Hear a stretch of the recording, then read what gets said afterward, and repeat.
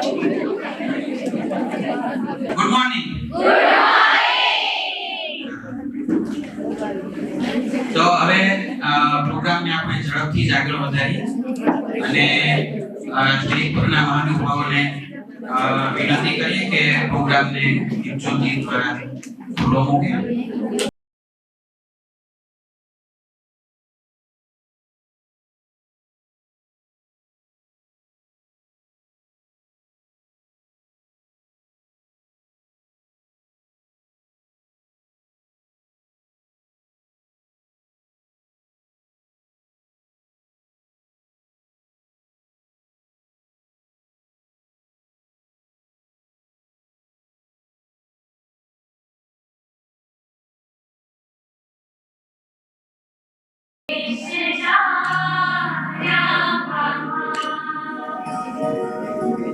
હવે હું વિનંતી કરીશ સીએ નીતિશભાઈ મોદીને, જેઓ વેલકમ એડ્રેસ આપશે. ઓનરેબલ ટ્રેઝરર ઓફ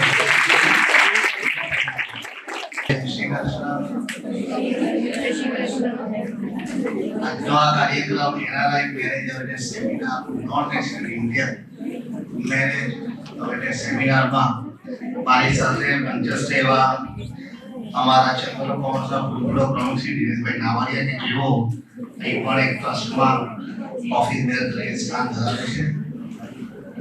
મારી સાથે આજે ખાસ ગાંધીનગરથી આવ્યા છે ડોક્ટર અને ચૈતન્યભાઈ સંધાની સાહેબ કે જે મામલતદાર છે. ખાસ અહીં આપ સૌને સંબોધન આપવા માટે પધાર્યા છે. એની સાથે ડોક્ટર જગદીશભાઈ બગાસિયા, અમારા કો ચેરમેન જીતનભાઈ શેઠ, આજના વક્તા એડવોકેટ શ્રીમતી પ્રીતિબેન જોશી કે જેઓ સુપ્રીમ કોર્ટ સુધી કેસો લડે છે, અને અન્ય સૌ આ સંસ્થાના ઓફિસ બેરર, પદાધિકારી, પ્રિન્સિપલ શ્રી, સેક્રેટરી શ્રી અને આપ સૌ વિદ્યાર્થી બહેનો. મારું વક્તવ્ય સ્ટાર્ટ કરું તે પહેલા આજે ખાસ એક નોંધ લઈશ અને આપ સૌને વિનંતી કરીશ તાળીઓના ગડગડાટથી વધાવી લેવા માટે કે આપણા વક્તા છે. હાલમાં જે બાર કાઉન્સિલ ગુજરાતમાં કાઉન્સિલ મેમ્બર તરીકે બહુમતીથી જીતી આવ્યા છે અને આખા ગુજરાતમાં સુરત તરફથી કોમર્સના માધ્યમથી પહેલા તો આપને ખૂબ ખૂબ અભિનંદન પાઠવું છું અને ખૂબ ખૂબ શુભેચ્છાઓ પણ પાઠવું છું. આજે દીકરીઓની વચ્ચે આપણે એક અગત્યનો એક સેમિનારનું આયોજન કર્યું છે. એનઆરઆઈ મેરેજ અવેરનેસ સેમિનાર ખૂબ જ લાગણીસભર આમ વિષય છે. આમ જુઓ, દરેક દીકરીઓને એવું થાય કે હું ફોરેન જાઉં તો કેવી મજા આવે. કેનેડા હોય, ઓસ્ટ્રેલિયા હોય, યુરોપ હોય, અમેરિકા હોય, તો કંઈક નવી દુનિયા, નવી લાઈફ જોવાની મળે અને એવું હોય તો કેટલું સારું, કેવું ગમે. હું આટલું બોલું તેમાં કેટલા બધાના મોઢા પર સ્મિત છે. પણ એ બાબતે પહેલા તો આપણામાં થોડી જાગૃતિ હોવી જરૂરી છે, અવેરનેસ હોવી ખૂબ જ જરૂરી છે. કારણ કે આ ફક્ત બે વ્યક્તિના લગ્નનો કે મેરેજનો પ્રશ્ન નથી, પરંતુ બે પરિવારનો પ્રશ્ન હોય છે અને બે સામાજિક વ્યવસ્થાનો પ્રશ્ન હોય છે.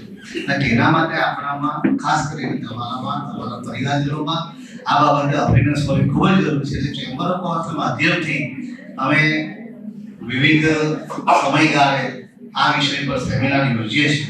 આજે આપણી સમક્ષ આ સેમિનારનું અમે આયોજન કર્યું છે. આ સેમિનારમાં ચર્ચાનો મુખ્ય વિષય અથવા હાર એ છે કે શા માટે આપણે અવેરનેસ રાખવી જોઈએ.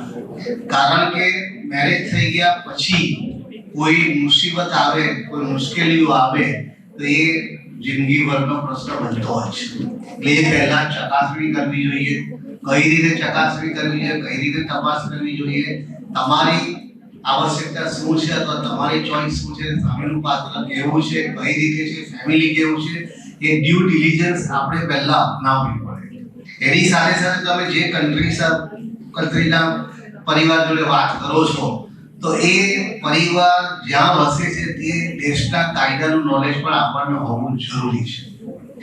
ફક્ત આર્થિક બાબતો નહીં પરંતુ સામાજિક સ્તર કેવું છે, તમારું જે નોલેજ છે અથવા તમારું જે ક્વોલિફિકેશન છે એની સાથે સાથે સામેના પરિવારના ક્વોલિફિકેશનમાં એમનું સામાજિક સ્તર કેવું છે એ બધી ચકાસણી પહેલેથી હોય તો ભવિષ્ય આપણું ખૂબ જ ઉજ્જવળ રહે. અને તેથી જુદા જુદા પાસાઓ પર આપણે આ બાબત સમજવી જોઈએ. તો આજે આપણી સાથે આ વિષય પર ચર્ચા કરવા માટે બે વક્તાઓ છે. પહેલા વક્તા જે છે તે મેં કહ્યું તેમ ચૈતન્યભાઈ સંઘાણી સાહેબ, ચેમ્બર ઓફ કોમર્સના માધ્યમથી આપનું પણ ખૂબ ખૂબ સ્વાગત છે. અને અમે જે સરકારમાં બેસીને કામકાજ કરી રહ્યા છીએ ખૂબ જ ઉમદા કાર્ય છે. તમારું જે મામલતદાર તરીકેનું જે સ્થાન છે, જે સેવા આપી રહ્યા છો, અને તમે આજે ખાસ અમારી દીકરીઓને એક સમજૂતી આપવા માટે, એક સમજણ આપવા માટે અહીંયા પધાર્યા છો, તો અમે આપનો ખૂબ ખૂબ આભાર કરીએ છીએ. અને આપણી સાથે બીજા વક્તા જે છે તે શ્રીમતી પ્રીતિબેન જોશી કે જેઓ કાયદાકીય પાસું પણ આપણી સમક્ષ રજૂ કરશે. આ બંને વક્તાઓ જે કંઈ પણ આપણને કહેશે તો એ વિચક્ષણાના અંતે આપ ચોક્કસ એવું સમજશો કે આ વિષય ખૂબ જ અગત્યનો છે. ભણતર પૂરું થયા પછી આગળની જે જિંદગી છે એ માટે આ સેમિનાર આપણને ખૂબ જ ઉપયોગી નીવડશે. તો હું ફરીથી આપ સૌને આવકારું છું અને શુભેચ્છા પાઠવું છું આપ સૌને આપના ઉજ્જવળ ભવિષ્ય માટે. Thank you very much. ખૂબ સરસ મિતેશભાઈ મોદી, ખૂબ ખૂબ આભાર આપનો. હવે આપણે કાર્યક્રમને આગળ વધારતા મહેમાનોનું પુષ્પો તેમજ મોમેન્ટો દ્વારા સન્માન કરીએ. તો સૌપ્રથમ હું વિનંતી કરીશ શ્રી ચૈતન્યભાઈ સંઘાણી, મામલતદાર NGRF ગાંધીનગરથી, જેઓ સ્પેશિયલી આપણે ત્યાં આવ્યા છે. તેમનું બુકે તેમજ મોમેન્ટો દ્વારા સન્માન કરશે CA મિતેશભાઈ Modi, honourable treasurer of NGRF.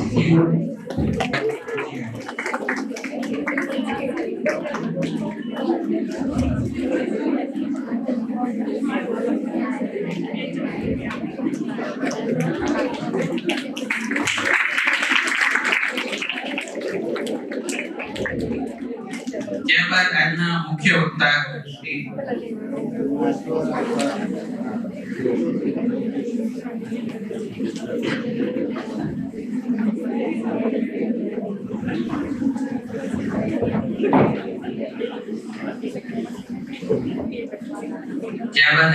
મુખ્ય વક્તા શ્રી પ્રીતિબેન જોશી, જેઓ સુપ્રીમ કોર્ટના એડવોકેટ છે, તેમનું સન્માન હું કરીશ. Kalpesh Lathiya, chairman energy committee.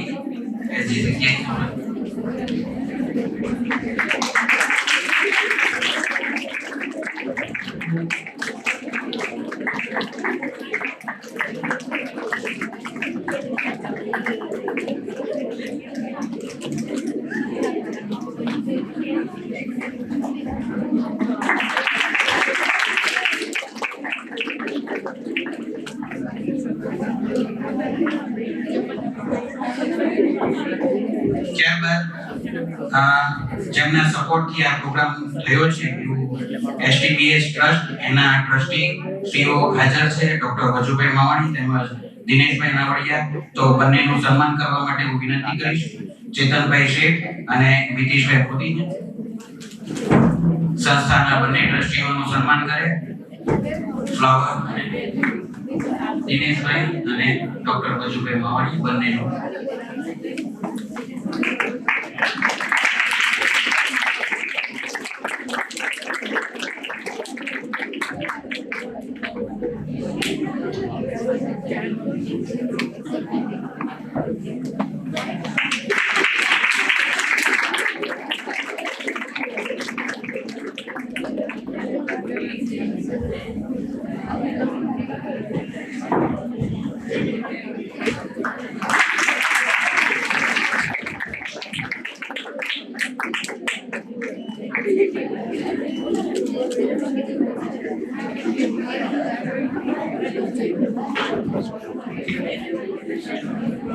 ખૂબ સરસ. હવે કાર્યક્રમને આગળ વધારતા હું વિનંતી કરીશ દિનેશભાઈ નાવાડિયા, ટ્રેઝરર STBS ટ્રસ્ટ, જેઓ સંસ્થાનો ટૂંકમાં પરિચય આપશે.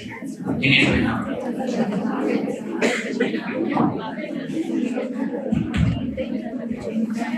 નમસ્કાર. સૌ પ્રથમ તો રામનવમીની આપને સૌને શુભકામનાઓ.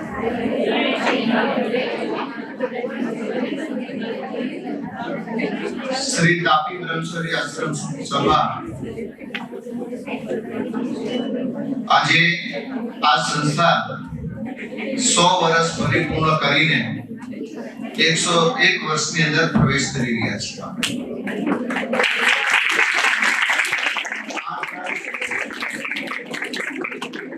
હર હંમેશા એજ્યુકેશન અને આરોગ્ય માટે સેવા સતત આપતી રહ્યું છે. સુરત શહેરની અંદર મધ્ય ભાગની અંદર આયુર્વેદિક કોલેજ એ ગુજરાતનું નજરાણું છે અને આ કોલેજની અંદર આજે સમગ્ર ભારતની અંદર સેન્ટ્રલ એડમિશન સિસ્ટમ જ્યારે ક્રિએટ કરવામાં આવી છે ત્યારે સૌપ્રથમ જો ચોઈસ કોઈ વિદ્યાર્થીઓ આપતા હોય તો એ આપણી કોલેજને આપે છે. એટલે એની ક્રેડિટ શું છે આ ટ્રસ્ટની અને કોલેજ જે સંચાલનની કરી રહ્યા છે એના માધ્યમથી બાળકોને જે શિક્ષણ આપવામાં આવે છે એ થિયરિકલ હોય કે પ્રેક્ટિકલ હોય નોર્મ્સ પ્રમાણે વ્યવસ્થિત રીતે ત્યાં બાળકોને એજ્યુકેશન આપીને આપણે લોકોની આરોગ્ય સેવા માટે ત્યાંથી લોકોને પરિપૂર્ણ કરીને મોકલતા હોઈએ છીએ. આ કેમ્પસ જેમાં આપણે અહીંયા બેઠા છીએ આ કેમ્પસની અંદર બાળ મંદિરથી માંડીને કોલેજ સુધી degree engineering college, diploma, BA, commerce, science, MBA, BA આ બધા વિવિધ ફેકલ્ટીના કોર્સો આ ટ્રસ્ટના માધ્યમથી આ પરિસરની અંદર આપણે ચલાવીએ છીએ. અને હર હંમેશા બાળકોના એજ્યુકેશન માટે અને સમાજની અંદર ઉદ્ભવતી નાની મોટી સમસ્યાઓની જાણકારી માટે પણ અવારનવાર આવા સેમિનારોનું આપણે આયોજન કરતા હોઈએ છીએ. આજે મને બાબતનો ગૌરવ છે તો સધન ગુજરાત ચેમ્બર ઓફ કોમર્સ દ્વારા આજે મેરેજ એનઆરઆઈ મેરેજ અવેરનેસ સેમિનારની અંદર જે કાર્યક્રમ યોજવામાં આવ્યો છે તે કાર્યક્રમની અંદર મંચ ઉપર ઉપસ્થિત ચેમ્બરના ટ્રેઝરર શ્રી મિતેશભાઈ મોદી, આપણા ટ્રસ્ટના પ્રેસિડેન્ટ શ્રી ડોક્ટર વજુભાઈ માવાણી, શ્રી કમલેશભાઈ લાઠિયા, શ્રી જગદીશભાઈ વઘાસિયા જેઓ આ કોલેજના આપણા પ્રિન્સિપાલ છે, ચૈતન્યશ્રી સંઘાણી સાહેબ, ચેતનભાઈ શેઠ, પ્રિતેશ જે આખે પ્રવચન આજે જે કંઈ આ વિષય ઉપર આપવાના છે આપણે સૌ જાણીએ છીએ કે અવારનવાર ન્યૂઝ પેપરની અંદર અઘટિત ઘટનાઓ જે આપણે સાંભળતા હોઈએ છીએ. એનઆરઆઈ છોકરો અહીંયા વેકેશન ટાઈમ ગાળવા માટે આવે ને ઘણી દીકરીઓને આપણને ફસાવીને અમેરિકાની લાલચ આપીને અહીં પછી ગયા પછી તું કોણ ને હું કોણ આવી પરિસ્થિતિ ન્યૂઝ મીડિયાના માધ્યમથી આપણે સાંભળતા હોઈએ છીએ. હું એક સત્ય ઘટનાની વાત કરીશ. 4 વર્ષ પહેલા વરાછા રોડની એક દીકરી, મા બાપ ઈચ્છતા હતા કે આ દીકરીના લગ્ન હું અહીંયા કરું, પણ એમના મનની અંદર એક ધૂમ ચડી ગઈ કે મારે અમેરિકા જ લગ્ન કરવા છે. સ્વરૂપમાં નથી એટલે એની એ પણ અનુભવ થોડો ગૌરવ હતો કે મને અમેરિકાનો કોઈ છોકરો મળી જશે. ફેસબુકના માધ્યમથી, ચેટના માધ્યમથી પરિચયમાં આવી. છોકરો પણ અહીંયા આવ્યો, એકબીજાએ લગ્ન કર્યા અને અમેરિકા પણ ગયા. અમેરિકા ગયા પછી ખ્યાલ આવ્યો કે આ છોકરો કોઈ પણ પ્રકારનો ધંધો કે બિઝનેસ અહીંયા કરતો નથી અમેરિકાની અંદર, અને એને જે પ્રમાણે એની આગળ કામ કરાવીને જોબ કરાવીને પોતે એસો આરામ કરે આ ટાઈપનો અનુભવ આ દીકરીને ખૂબ ખરાબ રીતે થયો. પરંતુ અહીંના આગેવાનોની મદદથી ત્યાં કોન્ટેક્ટ કરીને આ દીકરીને આપણે એના જાળમાંથી મુક્ત કરાવી અને એમનું ગ્રીન કાર્ડ ઓલરેડી થઈ ગયેલું અને આજે સ્વતંત્ર રીતે એકલી ત્યાં પોતાની પગભર રીતે ત્યાં પોતાનું જીવન ગુજારે છે. અને આ બાબતની અંદર આપણે ન ભૂલ કરીએ એની માટે ખાસ કરીને ગાંધીનગરથી ચૈતન્યભાઈ સંઘાણી અને પ્રીતિબેન જોશી જે કંઈ માહિતી અહીંથી આપવાના છે એ માહિતીના આધાર ઉપર અત્યારે ઘણો ક્રેઝ છે. ન્યુઝીલેન્ડ જવું છે, ઓસ્ટ્રેલિયા જવું છે, અમેરિકા જવું છે, યુરોપિયનની અલગ અલગ કન્ટ્રીઓની અંદર દુબઈની જે જાહો જલાલીને જોઈને જે એટ્રેક્શન ક્રિએટ થાય છે એ સ્વાભાવિક છે. પરંતુ આપણી આવડત, આપણી સ્કિલના આધારે પર ધારો કે જવાનું થાય, પરંતુ એની માટે શું શું કાળજી લેવી જોઈએ એની જાણકારી આપવા માટે ચેમ્બરના માધ્યમથી જે આ પ્રોગ્રામ અહીંયા એરેન્જમેન્ટ કરવામાં આવ્યો છે અને અમારા વિદ્યાર્થીઓને જે માહિતગાર કરવામાં આજે આવનાર છે તે બદલ ચેમ્બરનો ખૂબ ખૂબ આભાર વ્યક્ત કરું છું. અને ખાસ કરીને મારા ચેમ્બરના સાથી મિત્ર શ્રી મિતેશભાઈ મોદીનો પણ આભાર વ્યક્ત કરું છું કે આજે એમની વ્યસ્ત ટાઈમ કાઢીને પણ આપણી સાથે જોઈન થયા છે. અને હું ચોક્કસ માનું છું કે આજના દિવસે આપણે સૌ દીકરીઓ બહેનોને અહીંથી ખૂબ સારી માહિતી પૂરી પાડશે અને એ જીવનની અંદર ઉતારજો કે જેથી કરીને આવતા દિવસોની અંદર ખોટી રીતે તમે ભોગ ન બનો અને સેફ રહીને આપણે જે કંઈ લગ્નની સિઝન, ધારો કે લગ્નની ઉંમર થાય, મા બાપ મૂર્તિઓ ગોતે અને કંઈક જો બહાર જવાનું થાય તો ચોક્કસ આજે જે કંઈ શિખામણ આપવામાં આવે એની ચોક્કસ કાળજી લેજો. જય હિન્દ, જય ભારત.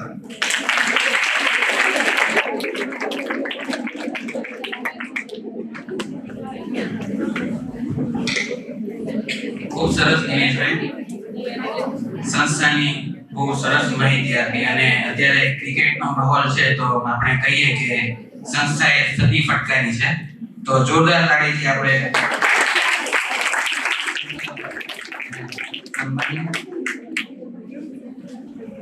હવે આગળ વધીએ. અને હું વિનંતી કરીશ શ્રી ચૈતન્ય સંઘાણીને, જેઓ મામલતદાર છે NGRM non resident Gujarati foundation ગાંધીનગરથી, તેઓ સ્પેશિયલી આપણા માટે પધાર્યા છે. સંઘાણી સાહેબ મામલતદાર તો છે જ, પણ સાથે સારા એવા લેખક અને વક્તા પણ છે. તો આપણે સંસ્થાની એક્ટિવિટી વિશે જાણીએ સંઘાણી સાહેબ પાસે.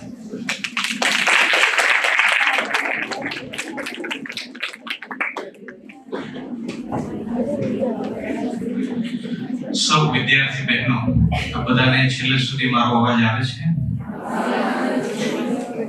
આજે તમે માનજો કે તમારા જીવનની એટલી અગત્યની વાત થવાની છે. એ વાત ભવિષ્યમાં તમને અથવા તો તમારી કોઈ બહેનપણીને અથવા તો તમારી કોઈ બહેનને કોઈ મોટી સમસ્યામાં પડતા પહેલા જ બચાવી શકશે. એટલે આજનો જે આ સેમિનાર અને માનનીય પ્રીતિબેન જે તમને બધી વાતો કરવાના છે, ભલે કદાચ એ બધું તમને એક સાથે યાદ નહીં રહે, પણ એનો ક્રક્સ મૂળભૂત રીતે યાદ રાખીને તેને બરાબર હંમેશા જીવનભર એ જ્ઞાનને તમારી સાથે રાખજો, એ દ્રષ્ટિકોણને તમારી સાથે રાખજો.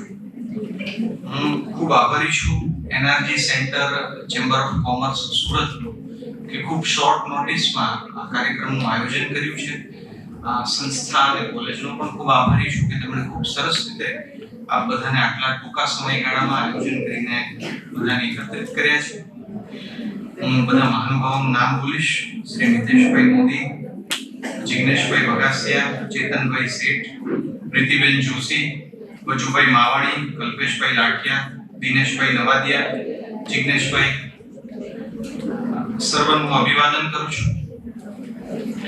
બહેનો, મારે તમને જે વાત કરવી છે થોડી જુદી છે, એને બરાબર સમજવાનો પ્રયત્ન કરજો એવી મારી વિનંતી છે.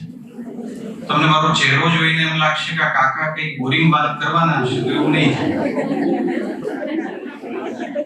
સૌથી પહેલા તમને એક અગત્યની વાત કરું. આજથી 10 વર્ષ પહેલા છાપામાં એક ઘટના આવેલી. એ ઘટના એવી હતી કે ગીરના જંગલોમાં એક મહિલા ખૂબ બીમાર પડી. સત્ય ઘટના. એમને 4-5 મહિનાની બાળકી હતી.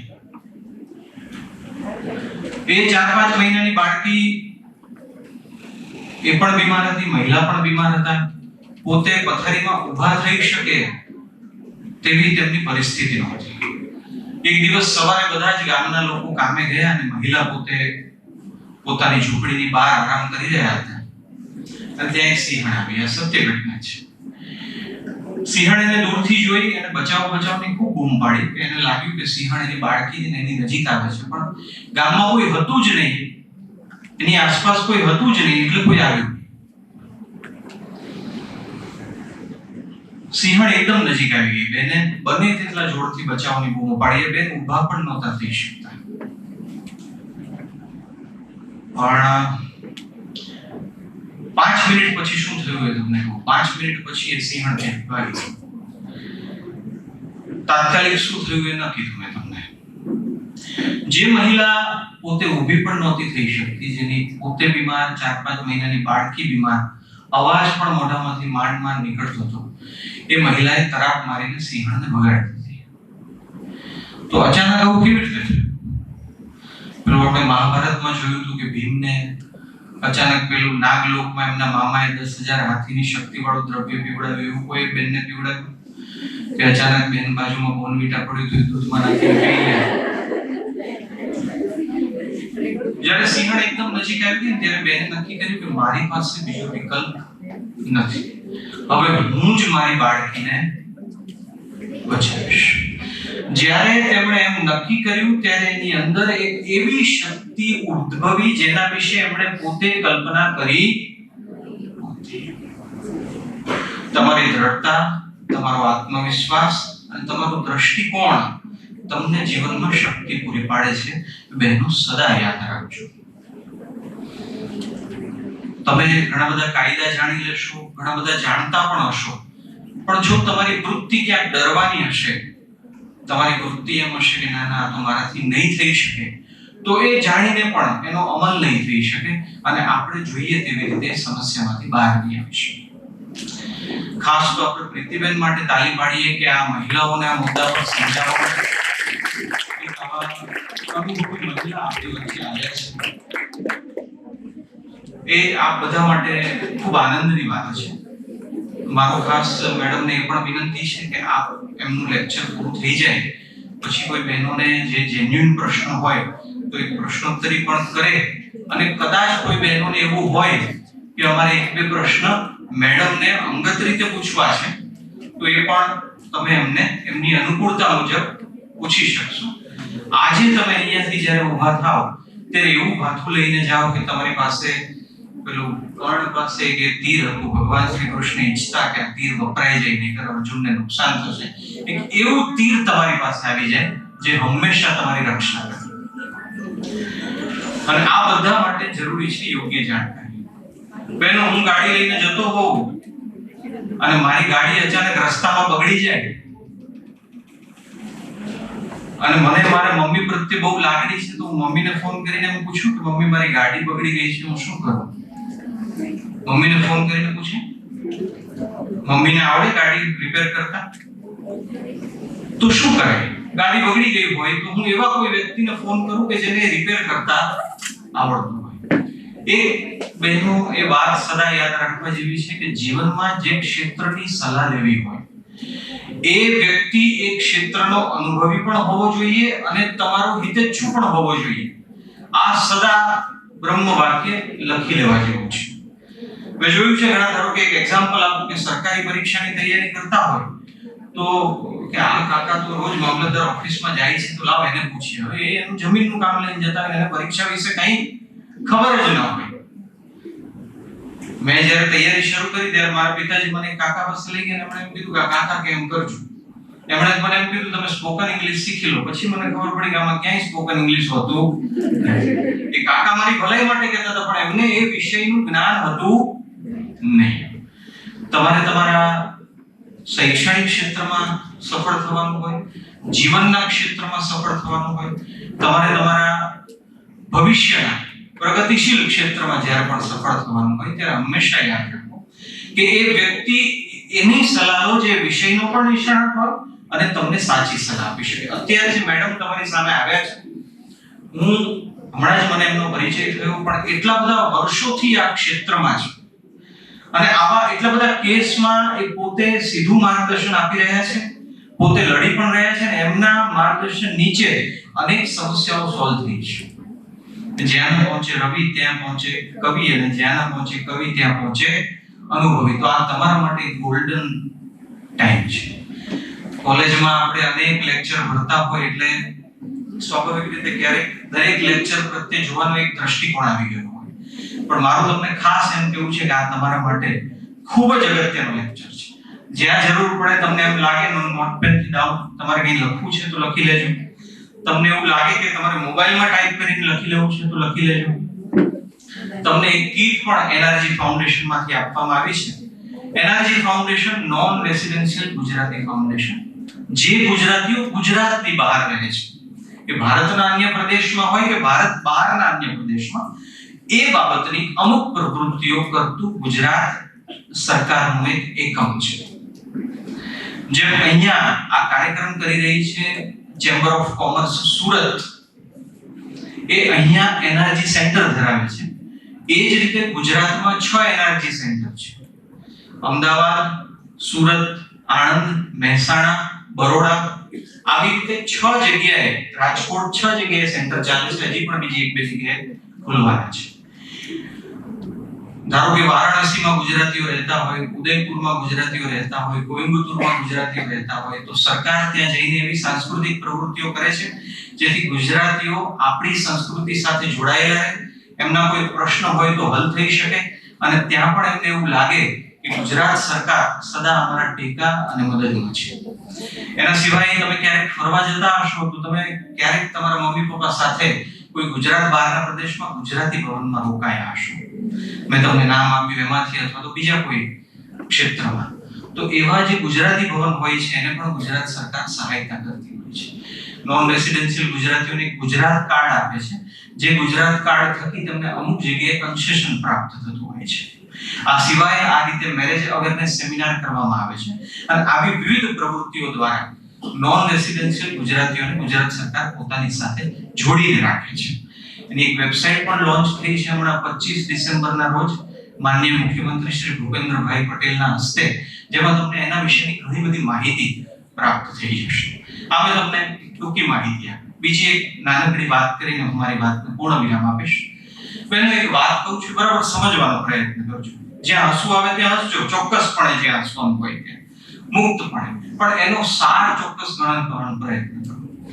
રામકૃષ્ણ પરમહંસનું નામ આપ બધાએ સાંભળ્યું છે? સ્વામી વિવેકાનંદના ગુરુ. જીવનમાં આગળ વધવા માટે એક કોન્સેપ્ટ હંમેશા રાખો, મહાપુરુષોના જીવન ચરિત્રો વાંચો, તમને સૌથી વધારે સહાયતા કરશે. એ રામકૃષ્ણ પરમહંસ પાસે એક વ્યક્તિ એકવાર આવ્યો કે મારે તો અધ્યાત્મમાં આગળ વધવું છે, તમે મને માર્ગદર્શન આપો. ટૂંકમાં કહું છું તમને આ વાત.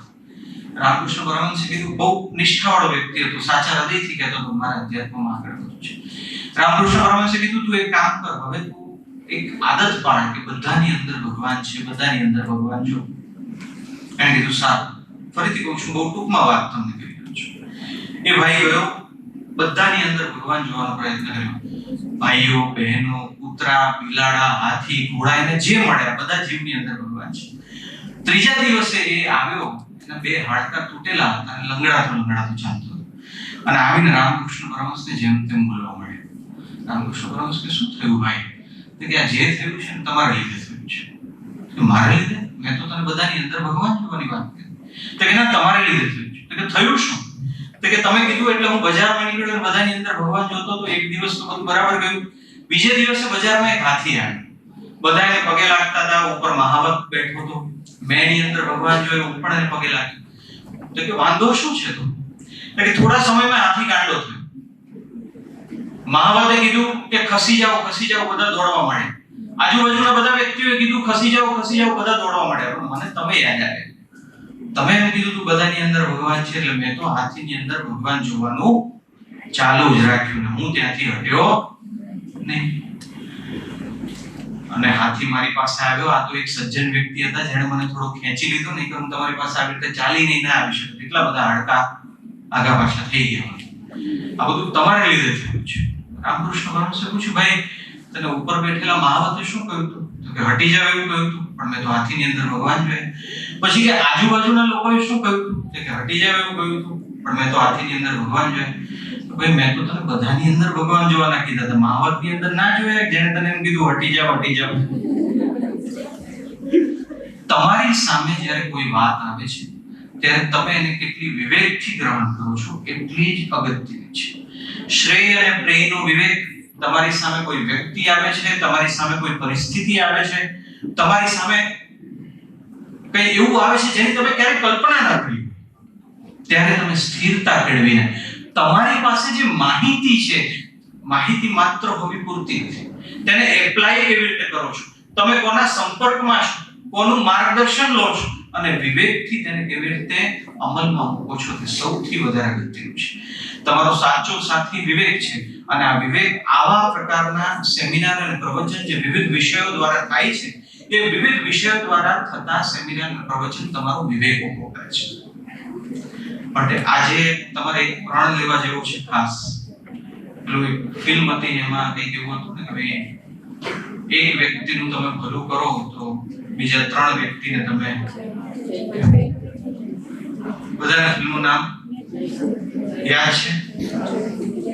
મને કોઈ કહે છે આમિર ખાને 3 ઇડિયટ માં એના પ્રિન્સિપાલને શું ગિફ્ટમાં આપ્યું હતું? કેટલાને ખબર છે?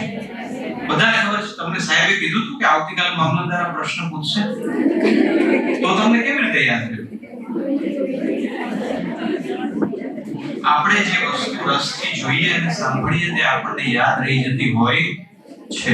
આ મેડમ બોલે એ પહેલા મારો પૂરતો પ્રયત્ન એમ છે કે આ વસ્તુ કેટલી અગત્યની છે તેની અગત્યતા તમારી અંદર બરાબર ઉદ્ભવ પામશે તો તમને રસ આપશે અને તમે એને એ લાંબા સમય સુધી અથવા તો હંમેશા માટે યાદ રહેશે.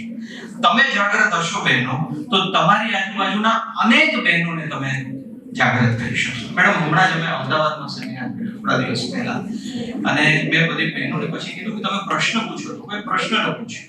પછી એટલે મેં કીધું કોઈને અંગત રીતે ત્યાં પણ વક્તા આપની જેમ એક બેન હતા, મેં કીધું અંગત રીતે એક બેન પ્રશ્ન પૂછવા માટે આવ્યા અને ખરેખર આવી સોશિયલ મીડિયા અને મેરેજ આ બાબતની એક મોટી સમસ્યામાં ફસાયેલા હતા.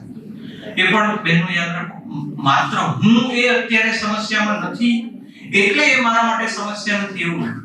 અને તમે આ લેક્ચર ભરી રહ્યા છો એ માત્ર એટલા માટે નહીં કે તમને જ ફાયદારૂપ થાય. સરકાર એમ ઈચ્છે છે કે બધા જ લોકો જાગૃત થાય ત્યારે એ બીજાને પણ માર્ગદર્શન આપી શકે અને કદાચ જો એમને જરૂર પડે તો એમને મળેલી માહિતી એમને કામ લાગે. ખરેખર છેલ્લી વાત, જો કોઈ ખિસ્સામાં ટમેટા કે એવું કંઈ લાવ્યું હોય તો મારી બાજુ ફેંકતા નહીં. ખરેખર એક છેલ્લી વાત એ છે કે ડરવાનું નથી. ઘણી બધી વાર કાયદાની ખબર હોય ને આપણને કોઈ એમ કહે કે આ તો સામેવાળો તો બહુ મોટો માણસ છે, એવું થાય છે ને, આ સામેવાળો તો બહુ મોટા માણસ છે, આપણાથી કેવી રીતે થાય, આ તો આમ છે, આપણાથી કેવી રીતે થાય. સર્વોપરી આપણા લોકશાહી દેશમાં કાયદો છે અને કાયદો તમને તમારા જીવનને વધારે સરળ રીતે, ઓછા સંઘર્ષ સાથે વધારે સફળ રીતે આગળ ચલાવવામાં મદદરૂપ થાય છે. તમારો દ્રષ્ટિકોણ તમને વિજેતા બનાવશે, તમારો દ્રષ્ટિકોણ તમને આગળ લઈ જશે. તમે કેટલા વિવેક સાથે આગળ વધો છો એ તમારા પર આધાર રાખે છે. હું ફરીથી ખૂબ આભાર માનું છું અહીં બેઠેલા સર્વંત અને ખાસ એવી અપેક્ષા રાખું છું કે તમારા જીવનના જે અગત્યના દિવસો છે એમાં આજનો દિવસ એટલો જ અગત્યનો હશે. સરકારની ભાવના છે કે જેટલું પણ આ બાબતનું જ્ઞાન ફેલાઈ શકે, આપને બહાર જવાનું થાય કે બહારના કોઈ વ્યક્તિ સાથે સંપર્ક થાય, આપને હંમેશા સુગમ થાય તેવું ઉદ્દેશ્ય છે. ધન્યવાદ. જય હિન્દ. ખૂબ જ સરસ મામલતદાર સાહેબ. હવે હું વિનંતી કરીશ ચેતનભાઈ શેઠને, કો ચેરમેન એસજીસીસીઆઈ એનર્જી સેન્ટર, તેઓ મુખ્ય વક્તા શ્રી પ્રીતિબેન જોશીનો પરિચય આપશે. ખૂબ જ ટૂંકમાં પરિચય આપશે કેમ કે વક્તાનું પરિચય એનું વક્તવ્ય હોય એટલે ચેતનભાઈ શેઠને નમ્ર વિનંતી કે ખૂબ જ ટૂંકમાં પરિચય આપશે.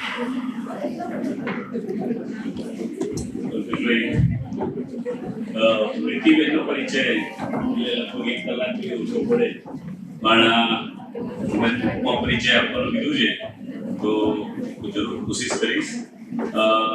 પ્રીતિબેન જોશી જે સુપ્રીમ કોર્ટના એડવોકેટ અને નોટરી છે અને બધાને તાળીઓથી વધાવવા કહીશ કે ગુજરાત બાર કાઉન્સિલના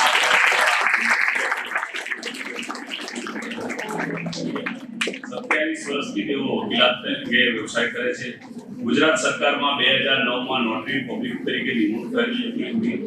Surat family court, district court, ગ્રાહક કોર્ટ સહિત ગુજરાત હાઈકોર્ટ અને નામદાર સુપ્રીમ કોર્ટમાં એવા પ્રેક્ટિસ કરે છે. સામાજિક સંસ્થાઓ સાથે તેઓ જોડાયેલા છે. 18 વર્ષ ઉપરાંતની Surat district lady advocate activity કમિટીના કન્વીનર તરીકે તેઓ ફરજ બજાવે છે. ઇન્ડિયન લોયર્સ એસોસિએશન દ્વારા સુરત ચેપ્ટરના પ્રમુખ તરીકે નિમાવેલા છે. ઇન્ટરનેશનલ કાઉન્સિલ ઓફ જ્યુડિશિયલના સભ્ય પણ છે. સરકારી અર્ધસરકારી સંસ્થાઓમાં પેનલ એડવોકેટ તરીકે સેવા આપે છે. દક્ષિણ ગુજરાત વીજ કંપની તથા સુરત જિલ્લા પંચાયતની જાતીય સામણી સેલની કમિટીના તેઓ સભ્ય છે. 2012માં દિવ્ય ભાસ્કર આયોજિત Bhaskar woman award of the year in professional કેટેગરીમાં સુરત ખાતે એવોર્ડ પ્રાપ્ત કરેલો છે એમને. 2013માં સંદેશ દ્વારા એવોર્ડ એમને પ્રાપ્ત થયેલો છે. 2014માં 94.3 માય FM ખાતે વુમન આઇકોન તરીકે પ્રોફેશનલ કેટેગરી માટે એવોર્ડ પ્રાપ્ત થયેલો છે. 101 ઇન્ટરનેશનલ વુમન ડે નિમિત્તે south Gujarat chamber of commerce દ્વારા તેમને સન્માનિત કરવામાં આવેલા છે. સન 2016માં લંડનમાં કોમ્યુનિટી સર્વિસ માટે મર્ક્યુરી એવોર્ડથી તેઓ સન્માનિત થયેલા છે. 2017માં દુબઈ ખાતે કાનૂની સંહિતા પુસ્તકના વિમોચન પ્રસંગે ખાસ મહેમાન તરીકે તેઓ ઉપસ્થિત રહ્યા હતા. તેમનું સૌભાગ્ય એમને પ્રાપ્ત થયેલું છે. 2017માં RK HIV AIDS and research care centre અને certificate of honours excellence lawyer at the year 2017ની હિન્દી ફિલ્મ હીરો જીતેન્દ્ર હસ્તક એવોર્ડ પ્રાપ્ત કરવામાં આવ્યો છે. 8 માર્ચ 2018 આંતરરાષ્ટ્રીય મહિલા દિન નિમિત્તે black of application award of BNI Surat chapter દ્વારા એમને સન્માનિત કર્યા છે. 11 માર્ચ 2018માં woman of dignity international award by originator organic planet સુરતના તેઓ સન્માનિત થયેલા છે. હજારો બહેનો અને નિરાધાર મા-બાપને ન્યાય અપાવવામાં એમનું ખૂબ યોગદાન છે. ત્યક્તા બહેનો અને ભરણ પોષણ અને ક્રૂરતાનો ભોગ બનેલા પતિ કે પત્નીને ન્યાય અપાવેલા છે. વિવિધ સ્કૂલ, કોલેજ અને સામાજિક સંસ્થાઓમાં બેટી બચાવો, સ્ત્રી ભ્રૂણ હત્યા અટકાવો અને બાળકોના હક અધિકાર તથા કાયદાના વિવિધ વિષયો પર જાગૃતિ અભિયાન તેઓ ચલાવે છે. થાઈલેન્ડ ખાતે 2019માં ઇન્ટરનેશનલ કોન્ફરન્સમાં ચીફ ગેસ્ટ તરીકે હાજર રહેલા અને કાયદાકીય ક્ષેત્રે કામગીરી કરી ટોપ ગ્લોબલ રિયલ એસ્ટેટ એસોસિએશન દ્વારા સન્માનિત કરવામાં આવેલા છે. વ્યવસાયિક કામગીરીમાં અનેક નોંધપાત્ર ચુકાદાઓ દૈનિક પત્રોમાં સમાવેશ થયા છે. એમના ઇન્ડિયન લો ઇન્સ્ટિટ્યૂટ ન્યૂ દિલ્હી ખાતે international council of judicial all India bar association તરફથી સન્માનિત કરવામાં આવે છે. આવી ઘણી જનજાગૃતિ અભિયાનોમાં તેઓ જોડાયેલા છે. એઝ એ મહિલા તરીકે વિદ્યાર્થીઓને એમનો આ જે કાર્યકાળ છે તે તમને એવી એક આગળ જતા પ્રોત્સાહિત કરી શકે એવો છે. અત્યારે આપણે રીલ અને સ્ટોરી તો જોતા જઈશું, પણ એક 45 મિનિટની આપણે શોર્ટ ફિલ્મ જોવા જઈ રહ્યા છે. તેને આપણે ધ્યાનથી સાંભળજો અને એમનું જે વક્તવ્ય છે તેને તમારા જીવનકાળમાં ઉતારજો. આવા પ્રતિબેન જોશીને હું આગળ સ્વાગત કરું છું. કે તેઓ પ્રથમ હરોળમાં પોતાનું સ્થાન લે અને પ્રીતિબેન જોશીને આપણે સ્ટેજ આપીએ. મહાનુભાવોને વિનંતી કે પ્રથમ હરોળમાં પોતાનું સ્થાન લે. આજના આ કાર્યક્રમમાં ઉપસ્થિત ગાંધીનગરથી પધારેલા અધિકારીગણ, ચેમ્બર ઓફ કોમર્સના હોદ્દેદારશ્રીઓ તથા આ શૈક્ષણિક સંસ્થાના ટ્રસ્ટીગણ તથા ઉપસ્થિત તમામ વાલી વિદ્યાર્થીની મિત્રો, સંઘાણીયા સાહેબે તો બધાને અહીંયા જાગૃત કરી જ દીધા છે, પણ મારે ખાલી એકવાર ચકાસવું છે. ભારત માતા કી જય! ભારત માતા કી જય! સાહેબ, ખરેખર તમારો આભાર. તમે બધાને જાગૃત કરી દીધા છે. કારણ કે આ કાર્યક્રમમાં માત્ર શારીરિક જાગૃતિ નથી જોઈતી. તમે અહીંયા સ્થાયી રૂપથી અહીંયા બેઠેલા છો એટલું પૂરતું નથી, તમારી માનસિક હાજરીની પણ એટલી જ જરૂરિયાત છે. મને આજે તમને જોઈને મારા સ્કૂલના અને કોલેજના દિવસો યાદ આવી ગયા છે. ઘણી વાર હું તમને એક જ મુદ્દો કહીશ કારણ કે સમયનો અભાવ છે. મને કહેવામાં આવ્યું છે થોડું શોર્ટકટ કરવાનું, પણ સમયનો અભાવ છે. પણ મને કહેવાનું મન થાય છે તમને બધાને જોઈને કે અમારા સ્કૂલ દિવસમાં પણ ઘણીવાર અમારા ક્લાસ ટીચર આવીને કહેતા, ચલો બધા હોલમાં જાઓ, આજે આપણે એક લેક્ચર અટેન્ડ કરવાનો છે, બહારના મહેમાન આવે છે. ત્યારે થતું કે મહેમાનનું કામ છે અહીંયા થતું. પછી આગળ અમે નહીં બેસીએ, પાછળની રૂમમાં પેલા બેબી જેવું બેસીએ. જો એટલે પાછળની રૂમમાં બેસીએ, કેમ ગોસિપ થાય, અંદર વાત થાય, કઈક બીજામાં કઈક પડેલું હોય તો બે ફાકા મારા. આવું બધું થતું તે વખતે. એના કે આગળ બેસીએ ને તો આપણે બહુ એલર્ટ રહેવું પડે. ગમે ત્યારે વક્તા આપણને સવાલ પૂછી દે, ગમે ત્યારે ટીચર પણ આપણને સવાલ પૂછી દે, એટલે આગળ એકદમ એલર્ટ થઈને બેસવું પડે. એટલે અમે લોકો પાછળ બેસતા, કારણ કે બેનપણી બધી મારા જેવી જ હતી. ના આપણે પાછળની રૂમમાં બેસવા, એટલે અંદર હોલમાં બી એન્ટ્રી કરીએ ને તો છેલ્લે એન્ટ્રી કરીએ. જો પહેલેથી એન્ટ્રી જાય ને તો ટીચર લાઈનમાં જ ઉભેલા હોય, ચલો બેસવા માંડો આગળથી, એટલે અમે પાછળથી એન્ટ્રી કરીએ. એટલે એક વસ્તુ મજાક છે. પણ આવા સેમિનારો અટેન્ડ કરતા કરતા એ પાછલી હરોળમાંથી હું ક્યારે આગલી હરોળમાં આવી ગઈ એ મને ખબર જ નહીં પડી, કારણ કે આમાં મારી રુચિ વધતી ગઈ. ઘણીવાર સ્કૂલ કોલેજોમાં આવા બધા જે લેક્ચર આવે છે કે જે કંઈક નવું શીખવા માટે બહારથી બોલાવવામાં આવે છે એવા નિષ્ણાતોને, તો કંઈક આપણા પોતાના ઘડતર માટે છે કે અહીંયાથી તમે જે કંઈ પણ શીખશો એ તમારા જીવનમાં તમને કામ લાગશે, તમારા વિચારોમાં પરિવર્તન આવશે, કંઈક નવું જાણવા શીખવા મળશે. આ હોલમાં જ્યારે હું આવીને ત્યારે મેં જોયું આ લગભગ અહીંયા આગળ આ ત્રીજો ચોથો કાર્યક્રમ છે, પણ અહીંયા જે મહાનુભાવોના જે પોતાના સેન્ટેન્સ લખાયેલા છે એ તમે વાંચશો ને તો આ એક વ્યક્તિ નથી, એક લાખ વ્યક્તિ છે જે પોતાના આદર્શો અને વિચારો સાથે મહાન થઈ ગયા છે. એટલે જરૂરી નથી કે ભાઈ આપણા વિચારો બીજાને મળતા આવવા જોઈએ, જરૂરી નથી કે ટોળા સાથે આપણે સામેલ હોવા જોઈએ. એટલે એ બધી બાબતોથી થોડોક વિચારો. આ દરેકને તમે સ્લોગન એક વાર વાંચશો ને એના પર મનોમંથન કરશો ને તો કંઈક પોતાનામાં પરિવર્તન તમે જાણી શકશો. સંઘાણીયા સાહેબે બહુ સરસ કીધું કે જે સ્કૂટરનું તમને એક્ઝામ્પલ આપ્યું કે જે રીતે આપણે ક્યારે પણ જીવનમાં મદદ કોકની લેવી પડે, કાં તો એવા સંજોગો આવી જાય કે આપણે તાત્કાલિક મદદની જરૂર પડે, ત્યારે શું તો સૌથી પહેલા કોણ આપણી મદદ કરી શકે? આપણે પોતે જ આપણી મદદ કરી શકીએ. કે પેલી માં દીકરીનું ઉદાહરણ આપ્યું તો માનું ઉદાહરણ કોઈ સિંહણ ભાગી ગઈ તો કોણે મદદ કરી? પોતાની જાતે. જ્યારે એવા સંજોગો એવું વાતાવરણ આપણા સામે આવતું હોય અને આપણે ચલો સરકારી યોજના છે, આપણે 100 નંબર પર ફોન કર્યો, 112 પર કર્યો, ઘરે પપ્પા મમ્મીને કર્યો, સ્કૂલમાં ટીચરને કર્યો, આ બધું કરવાથી થોડીક મિનિટો તો લાગી જ જાય છે કોઈ મદદમાં પહોંચવા માટે. તો એ પહેલા તો આપણે પોતાની જાતને મદદરૂપ થવાનું છે. એ મદદરૂપ કઈ રીતે થઈ શકે? જો વિચારોથી તમે સક્ષમ હો, જો શરીરથી તમે સક્ષમ હો અને મનમાં ડર ના હોય તો તમે તમારી જાતને ચોક્કસ મદદરૂપ થઈ શકશો. એટલે સૌથી પહેલા તો પોતાની જાતને આપણે મદદ કરવાની છે, એ મનમાં ગાંઠ બાંધો. બીજા પર ડિપેન્ડ થવાનું નથી. હું ગાડી લઈને કાયમ હાઈવે પર જાઉં, અહીંયાથી ગાંધીનગર જાઉં, અમદાવાદ જાઉં તો કાર જાતે ડ્રાઈવ કરીને જાઉં છું. મને ખબર છે કે રસ્તામાં આપણે નથી ઈચ્છતા પણ કોક વાર ગાડીને પંચર પડ્યું તો શું, તો મારે ક્યાં કોઈને ગોતવાનું? તો પંચર મને ટાયર બદલતા તો આવડે જ છે. કમસે કમ મારી ગાડી ટેમ્પરરી તો ચાલુ રહે, તો એ ટાયર હું બદલી શકું છું. એટલે કહેવાનું તાત્પર્ય કે આપણે જે દિશાના રસ્તે જઈ રહ્યા છે ત્યાં કઈ કઈ પરિસ્થિતિઓ ઊભી થઈ શકે છે, તો એનું જ્ઞાન આપણે હોવું જોઈએ. તો એટલું તો આપણે સક્ષમ હોવું જોઈએ કે નહીં, આવી પરિસ્થિતિ આવે તો હું ફેસ કરી શકીશ. તો આ બાબત છે. અને બીજું કે આજનો જે સેમિનાર છે એ ખૂબ જ મહત્વનો છે, પણ સમયનો અભાવ છે એટલે હું થોડુંક સ્પીડ કરીશ એની અંદર.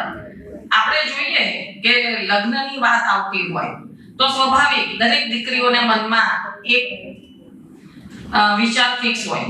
કોઈને સિટીમાં જ કરવું છે, કોઈને આઉટ સિટી જવું છે, કોઈને વિદેશ જવું છે, કોઈને બિઝનેસમેન ગમતો હોય, તો કોઈને સરકારી નોકરી વાળો ગમતો હોય, તો કોઈને કોઈ શોપકીપર ગમતો હોય, કાં તો કોઈને એન્જિનિયર ગમતો હોય, કોઈને ડોક્ટર ગમતો હોય. ઘણું બધું છે. પસંદગી આપણી પાસે પુષ્કળ છે, પણ આપણે કે મારે શું કરવું, ક્યાં જવું. તો એ માટે તો આપણી કેવી તૈયારી છે. તો આ બધી વસ્તુઓ જ્યારે લગ્ન આવે ત્યારે બધા વિચારો આવે આપણે. અને એની અંદર ખાસ વિદેશમાં લગ્ન કરવાની વાત આવે તો મોટા ભાગે છોકરીઓની તૈયારી હોય છે. બહુ ઓછા એવા હોય છે કે ભાઈ ના મારે વિદેશ નથી જવું. કારણ કે વિદેશ વિશે આપણે અત્યારે શું જાણીએ છીએ પ્રાથમિક દ્રષ્ટિએ? લોકોની કહેલી વાત ત્યારે વાત ત્યાં તો બહુ મજાનું વાતાવરણ, અરે એવું બરફ પડતું હોય સરસ, ક્યાંય ગરમી જ નહીં પડે અને કોઈ જગ્યાએ કે સ્વાસ્થ્યને હાનિકારક કોઈ એવું વાતાવરણ નહીં અને બહુ સારું લાગે, બધું લાઈફ સેટ થઈ જાય, બહુ પૈસા કમાવા મળે, સારું સ્ટાન્ડર્ડ મળે, સારું ખાવા પીવા મળે. એ બધી વાતોથી આપણે પ્રેરાઈને ઘણી વાર વિદેશ જવાનું નક્કી કરીએ અથવા તો લગ્ન કરવાનું નક્કી કરતા હોઈએ છે.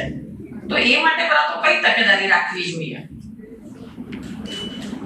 હવે આમ તો જોવા જઈએ કે વિદેશી લગ્નને કારણે હવે દિવસે દિવસે વિદેશમાં લગ્નની પરંપરા અને લોકોને મોહ જોઈને ત્યાં આગળ પરણવાનો ક્રેઝ વધતો જાય છે. તો ત્યારે તેવા સંજોગોમાં શું? તો કોઈ બી પરિવાર પોતે એવું ઈચ્છતો હોય કે મારી દીકરી કશે વિદેશ પરણશે તો સાથે સાથે એનો નાનો ભાઈ તો એ ત્યાં સેટ થઈ શકે છે, ભણવામાં સેટ થઈ શકે છે, નોકરીમાં સેટ થઈ શકે છે. કાજો એનો બનેવી ત્યાં આગળ એનો મતલબ જે વર છે તે કોઈ બિઝનેસ કરતો હોય તો એની સાથે પણ એને લઈ શકે છે. તો એક આખા ફેમિલીની પ્રગતિ એની અંદર જોઈ છે કે ત્યાં જશે તો સાથે સાથે ફેમિલીની પણ આવક વધશે, એનું સ્તર વધશે. તો એક એવી રીતે આખું જોવામાં આવે છે અને એને કારણે વિદેશ લગ્નનો ક્રેઝ વધ્યો છે. હવે વિદેશ લગ્નનો ક્રેઝ વધે તો ત્યાં આગળ પણ એવી તકરારો ઊભી થતી હોય છે અને ત્યાં આગળ આંતરરાષ્ટ્રીય કાયદાઓ લાગુ પડે છે. પછી આપણે વિદેશમાં જઈએ અને આપણા કાયદાઓ બોલીએ કે અનુકરણ વિચારીએ કાં તો માનીએ કે આપણે તો આવા કાયદા છે તો એ રીતે આપણને ઉપાય મળશે, પણ એવા ઉપાય મળતા નથી. કારણ કે જ્યારે વિદેશી લગ્ન હોય ત્યારે ત્યાંના જે દેશમાં રહેતા હોય તો એવા કાયદાઓ ત્યાં આગળ ઉપલબ્ધ હોય છે. તો એ બાબતોથી પણ આપણે સજાગ થવાની જરૂર છે.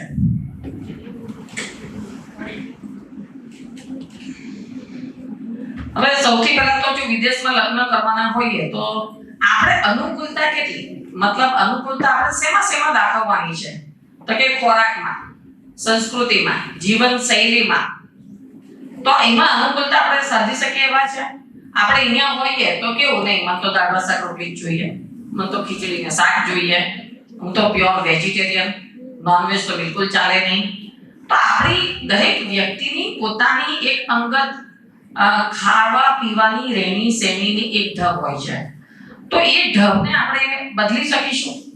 ઘણીવાર વિદેશોમાં એવું હોય છે કે ત્યાં વેજીટેરિયન ફૂડ બહુ નહિવત જેવું મળતું હોય છે, નોનવેજ વધારે મળતું હોય છે.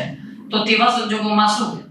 એક દાખલો આપો, અમે યુકે ગયેલા હતા, ત્યાં અમને તો કીધેલું હતું, પહેલી વારની વાત કરું 2016માં ગયેલી, તો ત્યાં આગળ તો વેજીટેરિયન ફૂડ બહુ નહીં મળે. તો ઘણીવાર ત્યાંથી અમે પહેલેથી જ કીધું અમે અહીંયાથી થેપલા ને બધું બનાવીને લઈ ગયેલા, ખાખરા ને થેપલા ને બધું. પણ એ ક્યાં સુધી ચાલે? એ તમે અઠવાડિયું કે 10 દિવસ ચલાવો, પછી શું?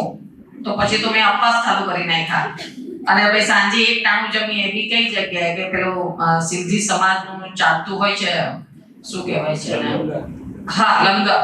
અમે લંગરમાં જમવા જતા, એ બી ખાસું દૂર હતું. તો ચાલતા અમારા જ્યાં નિવાસ આપેલો ત્યાંથી લંગરમાં જમવા જતા હતા, એટલે ત્યાં પ્યોર વેજીટેરિયન ફૂડ ખાવા મળતું હતું. એટલે એ વસ્તુ અમને એક્સેપ્ટ નહોતી કે ભાઈ ના નોનવેજ નથી ખાવું. તો પણ મારે થોડા દિવસ માટે જ જવાનું હતું એટલે એટલું ચલાવી લીધેલું.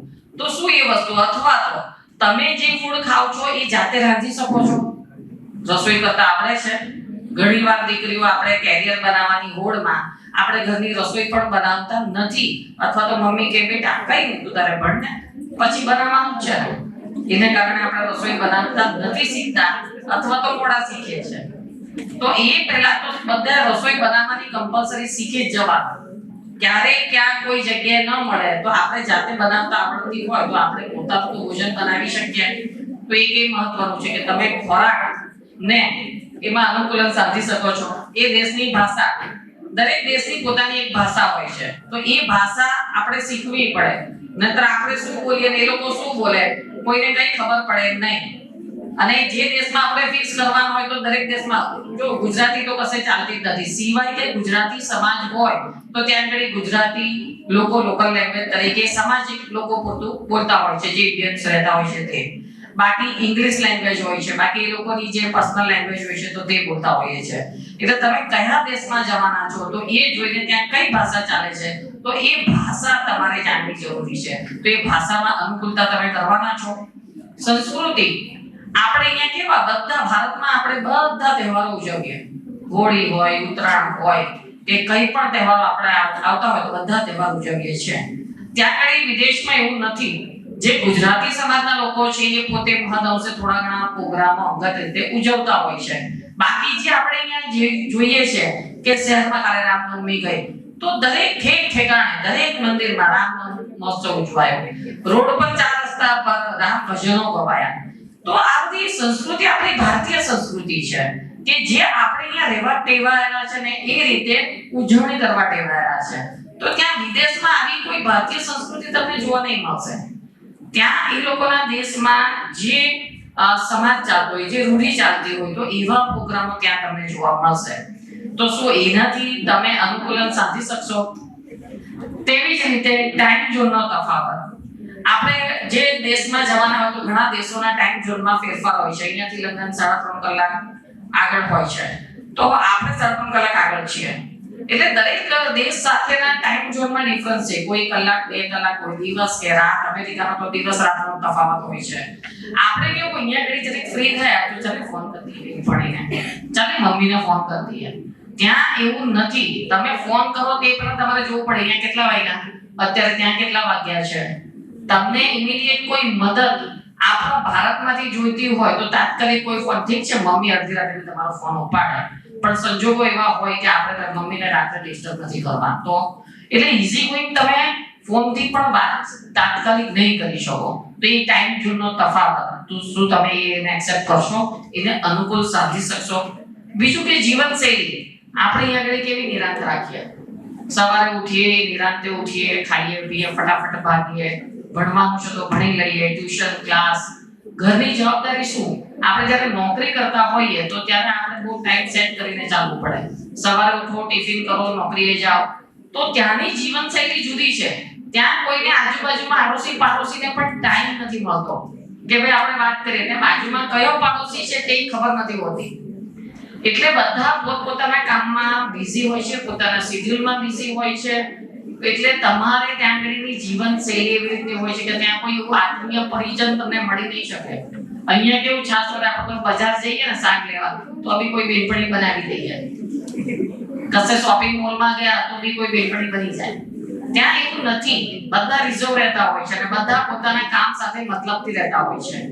એટલે તેવા સંજોગોમાં એવી જીવનશૈલી આપણે અપનાવવી પડશે.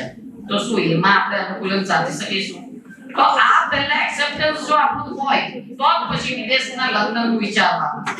કારણ કે આપણે અહીંયા આગળ કેવું જરીક ખાંસી શરદી થાય હોય તો મમ્મી કે બેટા આજ દવાખાને લઈ જાઓ, ચાલ આ દવા પી લે, પેલી દવા પી લે. અને ત્યાં આગળ તો ભર તાવમાં પણ આપણે સૂતા હોઈએ તો કોઈ પૂછવા નહીં આવે આજુબાજુ વાળા કે બેન તમને તાવ આવ્યો છે, ચલો ડોક્ટરને ત્યાં લઈ જાઓ. તો ત્યાં મેડિકલ બી એટલું ખર્ચાળ છે. અને બીજું કે ઘરમાં એવું કોઈ પરિવાર કયો હોતો નથી. મોટા ભાગના જતા હોય છે તો પતિ અને પત્ની બે જ ત્યાં હોય છે. જો બાકીના પરિવારજનો હોય તો બી કોઈ જુદા સાથે રહેતા હોય, પણ એની જવાબદારીઓ અનેક ઘણી હોય છે. એટલે આ બધી બાબતોનું સ્વીકૃતિપણું આપણે કરવું પડે જો વિદેશી લગ્નને કરવા માંગો કાં તો સ્વીકારો તો. બીજું કે નાણાકીય અને સામાજિક પૂર્વધારણાઓ, તબીબી અને આરોગ્યલક્ષી વીમો. હવે કોઈ પણ આપણે જે મેડિકલ ઇશ્યુ આવે કે ભાઈ અહીંયા તો આપણે જરીક પેટમાં દુખે ડોક્ટરને બતાવી દઈએ, તો ત્યાં એવું નથી. તમને કોઈ પણ મેડિકલ ટ્રીટમેન્ટ ત્યાં બહુ જ ખર્ચાળ છે. તમને નાની કઈ ઇશ્યુ હોય તો તમારે ઘર વૈદ્ય જ આપણે જેમ ચાલતા હોય એવી રીતે ચાલવું પડે. કઈ મેજર ઇશ્યુ હોય તો તમે આમાં મેડિકલ ઇન્સ્યોરન્સ લીધો છે કે કેમ, તો તમને એની સહાય મળી શકે નાણાકીય. એટલે એ રીતે પણ ત્યાં આગળ જોવું જોઈએ. આપણું પોતાનું બેંક એકાઉન્ટ, તો એ પણ કરાવવું જરૂરી છે કે કશે બહાર તમે જાઓ તો ત્યાં આગળ પેલા ઓસ્ટ્રોય કાર્ડ એવા અનેક કાર્ડ ચાલતા હોય છે કે જેને કારણે તમારી મુસાફરીથી ટિકિટથી લઈને શોપિંગ કરો તો તમામ જગ્યાએ એ કાર્ડ વેલિડ હોય છે, ત્યાંના જે તે દેશના અલગ અલગ કાર્ડ હોય છે, તો એ પણ જરૂરી હોય છે. એટલે આ બધી બાબતોનો ખ્યાલ રાખવો ખૂબ જ જરૂરી છે. હવે ચલો ભાઈ આટલું એક્સેપ્ટ આપણે કરી લીધું, માની લઈએ કે આટલું આપણે મંજૂર છે કે ભાઈ અમે ટાઈમ, ખોરાક, જીવનશૈલી એ બધામાં અમે એડજસ્ટ કરવા તૈયાર છે, કારણ કે મારે તો જવું જ છે વિદેશ કોઈ પણ સંજોગોમાં. આ મેડમ કે નહીં કે ભલે મેડમ ગમે તેટલું બોલે પણ મારે તો જવું છે. તો વધારાની તકેદારી કઈ રાખવાની છે તો એ પણ અહીંયા મહત્વનું છે. ફોન દ્વારા કે ઈમેલ મારફતે લગ્ન સંબંધી કોઈ વાત પાકી કરવી નહીં. જ્યારે આપણે વિદેશ લગ્ન કરવાના હોય તો કોઈએ ફોન કરી દીધો, ચલો દૂરના કોઈ સગાએ ફોન કર્યો કે ભાઈ અહીંયા તો છોકરો છે અને સારી એવી આવક કરે છે, આ હોદ્દા પર છે, આ કંપનીમાં છે, તો સીધું એને તળાઈને લાગણીમાં આવીને એના પર વિશ્વાસ મૂકીને સંબંધ પાકો કરવાનો નથી. પછી એ નજીકના સંબંધીઓ હોય કાં તો કોઈ મેરેજ બ્યુરો ચલાવતું હોય અને એ કઈ ભાઈ મમ્મીના બેનપણી છે અથવા તો ફલાણા કાકી છે, એના ઓળખાણવાળા છે અને આ મેરેજ બ્યુરો આટલા વર્ષોથી ચલાવે છે, એને તો કેટલી બહેનોને વિદેશ મોકલી છે, તો મેરેજ બ્યુરો પર બી આધાર રાખવાનો નથી. ઘણી વાર આમાં તો કોર્ટ કેસ આવે ને ત્યારે તકરાર ઊભી થાય ને ત્યારે પતિ કે ના હું તો કમાતો જ નથી, ત્યારે પત્ની આવે પેલા મેરેજ બ્યુરોનું એનું પેજ લઈને કે લગ્ન કરીને તો મેરેજ બ્યુરોમાં બતાવેલું હતું કે મારી આવક તો મહિનાની ₹1,00,000 છે અને હવે કોર્ટમાં એમ કહે છે કે હું તો કમાતો જ નથી.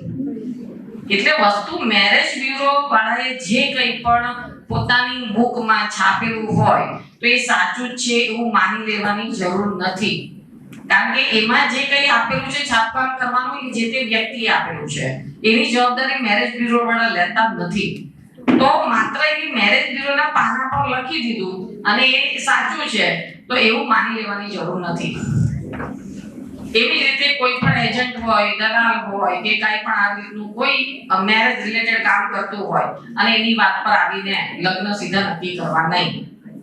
ઉતાવળો નિર્ણય ક્યારે નહીં કરો. હવે જેમ મને ડિસેમ્બર અને જાન્યુઆરીની એવી સીઝન હોય છે કે એનઆરઆઈ છોકરાવાળા લગ્ન કરવા માટે ભારત આવતા હોય અને પાછા કહે પણ કે ભાઈ અમારે તો ઉતાવળ છે, જલ્દીથી લગ્ન કરવાનું છે, નક્કી કરવાનું છે, અમે એટલા માટે 2 મહિના અહીંયા આવ્યા છીએ. હવે એ લગ્ન ઉતાવળે કરવાના કારણો ઘણા બધા હોય, પણ આપણે સાવચેતી રાખવાની છે કે એવો ઉતાવળો નિર્ણય એ 1 મહિનામાં કે 2 મહિનામાં ના લઈ શકાય. એનું આપણે પાછળ કારણ જોશું. બીજું કે વિદેશમાંથી જ્યારે લગ્ન કરવા આવે છે કોઈ પણ છોકરો તો એનો લગ્નકીય દરજ્જો જાણવો જરૂરી છે. ભાઈ તમે આપણે એમ થાય કે એવું કેવું પૂછાય, ઘણીવાર એવું થાય કે છોકરો જોવા આવે આપણે એને કેવી રીતે પૂછીએ કે ભાઈ તું ભણેલો છે, અભણેલો છે, વિધુર છે, શું કે અભણેલો હોય તો જ આવે ને? નહીં, એવું નથી કે જે કુંવારો હોય તે જોવા આવે. ઘણીવાર એવું પણ બને કે ડિવોર્સી પણ એ હોઈ શકે છે અથવા તો એને કોઈ કોન્ટ્રાક્ટ મેરેજ વિદેશમાં કરેલા હોવા જોઈએ પણ એવી હકીકત એ છુપાવતો હોય. એવા છુપાવીને લગ્ન કરેલા કિસ્સાઓ પણ અનેક છે, એના હું દાખલા આપીશ. એટલે આપણે એ બાબતની પણ જાણવું જરૂરી છે કે ભાઈ એનું મેડિકલ સ્ટેટસ શું છે હાલમાં, તો એ બહુ મહત્વનું છે. બીજું મહત્વનું છે કે રોજગાર સંબંધી માહિતી, એની આવક શું છે, ક્યાં ઘડીએ નોકરીએ જાય છે અથવા પોતાનો બિઝનેસ છે, કયા નામથી બિઝનેસ કરે છે, એનું ટર્નઓવર કેટલું છે, તો એ પણ જાણવું જરૂરી છે. બાકી ઘણીવાર અમારા ત્યાં એવા કિસ્સા હોય છે કે છોકરો આવે લગ્ન કરવાને કહે કે હું તો બિઝનેસનું મારી પોતાની મોડેલ છે, પછી આપણે જ્યારે પેલી છોકરી લગ્ન કરી જાય ત્યારે ખબર પડે કે ત્યાં આગળ કોઈ વોશિંગ કંપનીમાં કપડાં ધોવાનું કામ કરે છે. એટલે આવી આવકને લગતી, રોજગારને લગતી હકીકતો ઘણીવાર છુપાવવામાં આવે છે. કેમ? સારી છોકરી મેળવવા અને લગ્ન કરવા. કારણ કે જો કોઈ એવું કહી દે કે ભાઈ ના હું તો આ ત્યાં વોશર તરીકે કામ કરું છું તો કોઈ છોકરી પરણાવવા તૈયાર ના થાય. એટલે આવી હકીકતો છુપાવીને લગ્ન કરવામાં આવે છે, એટલે એ પણ ધ્યાન રાખવું. બીજું ઇમિગ્રેશન કે વિઝા સંબંધી એની માહિતી મેળવવી જરૂર છે. કયા વિઝા પર એ ગયો છે? હવે સ્ટુડન્ટ વિઝા પર ગયો હોય તમને મેરેજ કરીને લઈ જાય તો ત્યાં તમારું ભવિષ્ય કેવું? જ્યાં સુધી એના સ્ટુડન્ટ વિઝા વેલિડ છે ત્યાં સુધી, પછી આવી જવું પડે. નહીં આવો તો ત્યાંની સરકાર રિપોર્ટ તરીકે જાઓ. તો એનો વિઝાનો પ્રકાર શું છે, કઈ પરિસ્થિતિમાં ત્યાં રહે છે, વિઝિટર, ઘણા તો વિઝિટર વિઝામાં પણ ત્યાં રહેતા હોય છે અને લગ્ન બી કરવા આવતા હોય છે, એને ત્યાં કોઈ પીઆર મળેલા નથી હોતા. તો એ વસ્તુ બી જાણવી જરૂરી છે. નાણાકીય સંબંધી સ્થિતિ અને એનું રહેઠાણ, એ પોતે જ્યાં રહે છે એ રહેઠાણ કોના નામનું છે? રેન્ટ ઉપર છે, માલિકીનું છે, કારણ કે શેર હોલ્ડર રહેઠાણ છે. ઘણા ત્યાં 2-4 જણ ભેગા બી રહેતા હોય છે. ત્યાં એવું નથી કે છોકરો ભેગા રહે, છોકરા બી ભેગા રહે ઘરમાં, કારણ કે ત્યાં ઘડી એવું જેન્ડર વાઇઝ નથી, બધા પોતપોતે સ્વતંત્ર રીતે રહેતા હોય છે. તો રેન્ટેડ રહેતા હોય, પેંગેશમાં રહેતા હોય, કા માલિકીનું હોય, કા રેન્ટલ. એટલે મતલબમાં એ જાણવું જરૂરી છે કે એ ક્યાં રહે છે, કોની સાથે રહે છે, અને ભાડાનું છે કે માલિકીનું છે. તો એનો માલિકી દર્શક કોઈ પુરાવો છે? વાતો તો બધી કરશે કે મારી આવક છે, રોજગાર છે, પણ આપણે એના સંદર્ભમાં ડોક્યુમેન્ટ્સ માંગવા, જાણવા અને જોવા જરૂરી છે. બીજું કે કુટુંબની એવી પરિસ્થિતિ ભૂતકાળમાં કોઈ ગુનાહિત કૃત્ય કર્યું નથી ને, કુટુંબની કોઈ સામેલગીરી એમાં છે નહીં ને, ભૂતકાળમાં કોઈ ફોજદારી ગુનામાં, કોઈ સિવિલ દાવામાં, કોઈ એવી તકરારોમાં કુટુંબ કે પોતે સંકળાયેલો નથી ને, તો એ જાણકારી બી મેળવવી જરૂરી છે. હમણાં એક કિસ્સામાં એવું થયું કે એક દીકરીએ લગ્ન કર્યા, પછી એને પાછળથી ખબર પડેલી કે એના પતિ વિરુદ્ધ ચેક રિટર્નના એટલા બધા કેસો છે કે છાસવારે કોર્ટમાં જવું પડતું હોય એને. અને ચેક રિટર્ન કેસ એટલે કેવા કે તમારે લેણું હોય, લેણું પૂરા કરવું પડે, અને નહીં થાય તો સીધી સજાની જોગવાઈ છે. તો એવી સજાની જોગવાઈ એને સજા પડી, અને એક સજામાંથી બહાર નીકળે ત્યાં બીજો કેસ તૈયાર. એ બેન એટલી હેરાન થઈ ગઈ, કારણ કે લગ્ન વખતે કીધેલું નહીં કે મારી પાસે ઓલરેડી આવા 12 કેસ પેન્ડિંગ છે. તો આ જાણવું જરૂરી છે. હવે એ કયું લેણું, કયું કાયદેસરનું છે, દેવું છે, શું છે, એ તો કશી વાત પણ નહોતી જણાવી ને આવી હકીકત છુપાવેલી. તો આ બધી વસ્તુ જાણવી જરૂરી છે. હવે આપણે છોકરો જોવા હોય તો આપણે તમે માંગી શકો છો કે તારા આટલા ડોક્યુમેન્ટ મને જોવા પડશે. તેમાં શું કે વિઝા, પાસપોર્ટની વેલિડિટી શું છે, વિઝાનો પ્રકાર કેવો છે, વોટર અથવા ઇલેક્શન રજિસ્ટ્રેશન કાર્ડ, એ જ્યાંનો નાગરિક છે તો ખરેખર એ દેશે એને નાગરિકત્વ આપ્યું છે. આપણે કેવો આધાર કાર્ડ છે કે ભાઈ આપણે ભારતીય હોવાનો પુરાવો છે, તો ત્યાંનું નાગરિકત્વનો આ પુરાવો છે, તો એ પણ આપણે માંગી શકીએ. સોશિયલ સિક્યોરિટી નંબર, દરેક કન્ટ્રીના એક સ્પેસિફિક કાર્ડ હોય છે કે એના ઉપરથી એ ત્યાંનો વતની છે કે નાગરિક છે જાણી શકાય છે, અને એની પૂરી માહિતી એની અંદરથી મળી શકે છે. તો આ ડોક્યુમેન્ટ પણ એટલો મહત્વનો છે. અગાઉના 3 વર્ષના ટેક્સ રિટર્નની નકલ, કારણ કે આપણે જોઈએ કે ઘણીવાર એમ કે ભાઈ હું તો બહુ મોટી આવક છે, લાખો કમાઉં છું, તો તમે લાખો કમાઓ તો ટેક્સમાં બતાવતા હોવા જોઈએ. તો ટેક્સ રિટર્નમાં બધી માહિતી આવી જાય કે ખરેખર એ સાચી હકીકત છે કે ગપ્પા મારે છે. તો એટલા માટે એ જોવાનો આગ્રહ રાખવાનો. બેંક એકાઉન્ટના પેપર, કઈ બેંકમાં ખાતું છે, સેવિંગ્સ છે, કરંટ છે, શું એની અત્યારની પરિસ્થિતિ છે, આવક શું છે, આવક ક્યાંથી બતાવી રહી છે. ઘણીવાર આવકનો સ્ત્રોત જો ગેરકાયદેસર હોય તો પણ ભવિષ્યમાં તકલીફ પડી શકે છે. આવકનો સ્ત્રોત નિયમિત જે મંથલી આવતો હોય તો એ ક્યાંથી આવે છે, તો એ નોકરી હોય તો નોકરી પરથી આવે છે, અથવા અન્ય કોઈ આવક હોય તો એ પણ જાણી શકાય છે. મિલકતના દસ્તાવેજો, કે એ મિલકત રેન્ટેડ છે તો રેન્ટ એગ્રીમેન્ટ હોય, પોતાની હોય તો માલિકીનો કોઈ દસ્તાવેજ હોય, તો એ અંગેની પણ આપણે માહિતી મળી શકે છે. હવે બીજી તકેદારી લેવાની છે. આપણે આખું ચેક કરી લીધું, હવે આગળ વધવાનું છે કે હા બધું પાક્કું. તો હવે કેવી રીતે આગળ વધવાનું? તો સૌથી પહેલા લગ્ન, આ બધું તમે ખરાઈ કરી લીધું ને હવે તમારે લગ્ન માટે જઈ રહ્યા છો, તો હવે શું જોવાનું કે સામાજિક પદ્ધતિથી લગ્ન કરવા, લગ્ન નોંધણી ફરજિયાત કરાવવાની. અને એમ થાય કે ઘણીવાર છોકરાવાળા ઉતાવળ કરીને કે ના હમણાં નોંધણી નથી કરવી. આપણે એવું કરો ને કે હમણાં ફટાફટ આપણે મંદિરમાં સાદાઈથી લગ્ન કરી દઈએ ને નોંધણી આપણે હું બીજી વાર પાછો અહીંયા આવીશ ત્યારે આપણે કરાવીશું. તો સૌથી પહેલા આપણે ચેતી જવાનું કે નહીં, લગ્ન નોંધણી કરવી હોય તો જ આપણે લગ્ન કરવા છે. લગ્ન નોંધણી એ લગ્ન કર્યાનું પ્રમાણપત્ર છે કે તમે આ વ્યક્તિ સાથે લગ્નથી જોડાઓ છો. તમે ઘર મેળે કાં તો મંદિરમાં સાદાઈથી લગ્ન કરેલા હોય, કાલ ઉઠીને જો લગ્નને ચેલેન્જ કરવાનું આવે તો કાયદાકીય પુરાવો શું? કશું નહીં. તો એટલા માટે લગ્ન નોંધણી હવે તો સરકારે ફરજિયાત કરી છે, તો લગ્ન નોંધણી જરૂરી છે, તો એ કરાવી દેવાનું. પછી વિઝા મેળવવા કે બીજી ઔપચારિક માહિતી માટે એ બધું પેપર પ્રોસીજર વર્ક પૂરું કરવા માટે એ જે પેપર છે બધા ચકાસણી કરવાના. ઘરે એમ કે ચાલે વિઝા તારા બી હવે કરાવવા પડશે, તો તમારી પાસે બધા મૂળભૂત દસ્તાવેજો માંગે તો બધા દસ્તાવેજોની પ્રમાણિત નકલ અથવા ઝેરોક્ષ આપવી, અને જે દસ્તાવેજો તમે આપો છો તેની એક કોપી પણ આપણી પાસે હોવી જોઈએ. અને પતિ અને તેના પરિવાર જે જાણતા હોય મને સાક્ષીમાં સાથે રાખીને કે ભાઈ આ પતિના લગ્ન દરજ્જા અંગેની એફિડેવિટ સોગંદનામું કરાવવું જરૂરી છે. કારણ કે ધારો કે લગ્ન કરીને ત્યાં જઈએ અને ત્યાં આગળ ઓલરેડી પતિએ બીજા લગ્ન કરી દીધેલા હોય અગાઉ, તો તેવા સંજોગોમાં શું પરિસ્થિતિ થાય, એવા કિસ્સો થયેલા છે. અને એટલા માટે એવી એફિડેવિટ બી કરવી જરૂરી છે કે ભાઈ આ લગ્ન આ દીકરી સાથે કરી રહ્યો છું, આ તારીખે આ સ્થળે અમારી લગ્ન નોંધણી થઈ રહી છે, અને જે કંઈ બીજું આપલે થયું હોય તો તે મેન્શન કરવું, કયા સ્થળે કરવું, કોની હાજરીમાં થયું છે, કયા મારે જે વિધિ કરેલી છે. તો અને લગ્ન સમયે હું કુંવારો છું, હું કુંવારી છું એવું આવવું જોઈએ કે અનમેરિડ છે અને તમારી સાથે લગ્ન કરી રહ્યો છે, એ વસ્તુ અહીંયા પુરવાર થાય. અને એટલા માટે સોગંદનામું જરૂરી છે.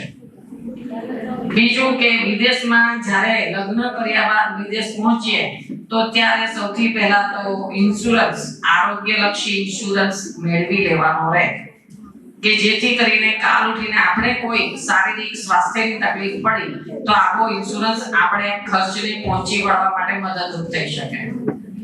તેવી જ રીતે પોતાના નામનું સ્પેસિફિક અલગ બેંક એકાઉન્ટ ખોલાવી લેવાનું કે જેથી કરીને આપણે નાણાં લેવા આપવા કાં તો ઓનલાઈન ટ્રાન્ઝેક્શન કરવાની જરૂર પડે તો એ આપણે કરી શકીએ, અને પોતાના ખાતામાંથી પણ પૈસા આપણે ઉપાડી શકીએ.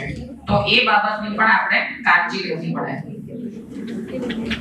હવે જ્યાં લગ્ન થવાના હોય અને જ્યાં લગ્ન કરીને ગયા હોય તો એ પહેલા પણ ત્યાં નજીકમાં કયું પોલીસ સ્ટેશન લાગુ પડે છે એ હુકુમતમાં, તો એ પણ જાણકારી મેળવી લેવાની. એવું જરૂરી નથી કે પોલીસ સ્ટેશન નજીક છે તો આપણે લડાઈ ઝઘડા કરવાના છે મારીને, પણ પ્રિકોશન કે જરૂર પડે, રક્ષણની જરૂર પડી તો નજીકનું પોલીસ સ્ટેશન કયું છે, ક્યાં આવેલું છે, મારા ઘરથી એનું અંતર કેટલું દૂર છે, એના લોકલ ફોન નંબર શું છે, અધિકારી જો હોય તો એનું નામ, એનો મોબાઈલ નંબર શું છે, તો એ જાણી લેવાનું. આપણે ત્યાં કેવું છે કે ચલો ભાઈ અહીંયા 100 નંબર પોલીસ 112 1093 હેલ્પલાઇન, તો એ બધી વસ્તુઓ છે તો ત્યાં આપણે તમારે જાણી લેવાનું કે ભાઈ હેલ્પલાઇનના નંબરો કયા કયા છે. કોઈ એનજીઓ ચલાવતું હોય, મહિલા સંગઠન હોય તો તે પણ જાણી લેવાનું કે મહિલા સંગઠન ક્યાં છે, કોણ ચલાવી રહ્યું છે, એના કોઈ ઇમરજન્સી નંબર છે, કોઈ હેલ્પલાઇન છે તો એની પણ નોંધ રાખવાની. અને એના ઈમેલ હોય કે કંઈ પણ સંપર્કમાં રહી શકાય તેવા નંબરો નોંધી રાખવાના કે ગમે ત્યારે જરૂર પડે, આપણે નહીં પડે પણ આપણા જેવી કોઈ દીકરી ત્યાં ગઈ હોય અને એને ઇમરજન્સીમાં જરૂર પડે તો આપણે આપણી પાસે હોય તો એને આપી શકીએ. તો એ એટલું મહત્વનું છે. અને જરૂરી નથી કે વિદેશમાં ગયા પછી કે આ બધા કાયદાની ક્યાં આપણે જરૂર પડવાની. તો એ માટે હું દાખલા એક બે ટૂંકમાં આપી દઈશ કે એક દીકરી, અને એ વાસ્તવિક એક દાખલો છે કે એક દીકરીએ લગ્ન કર્યા. હવે માતાને એમ કહેવાય દીકરીને કેનેડાથી આવ્યું છે તો ચલી આટલું સારું માંગવું ક્યાંથી મળવા, અને છોકરો બિઝનેસ કરતો હતો ત્યાં ઘડી, અને એકની એક દીકરી હતી અડાજણ રહેતી હતી. હવે એની માતાએ ઘણું બધું એને આપ્યું કારણ કે એક જ દીકરી છે, જે બધું અમારા પછી બધું એનું જ છે અને એના માટેની બધી વ્યવસ્થા કરી રાખેલી.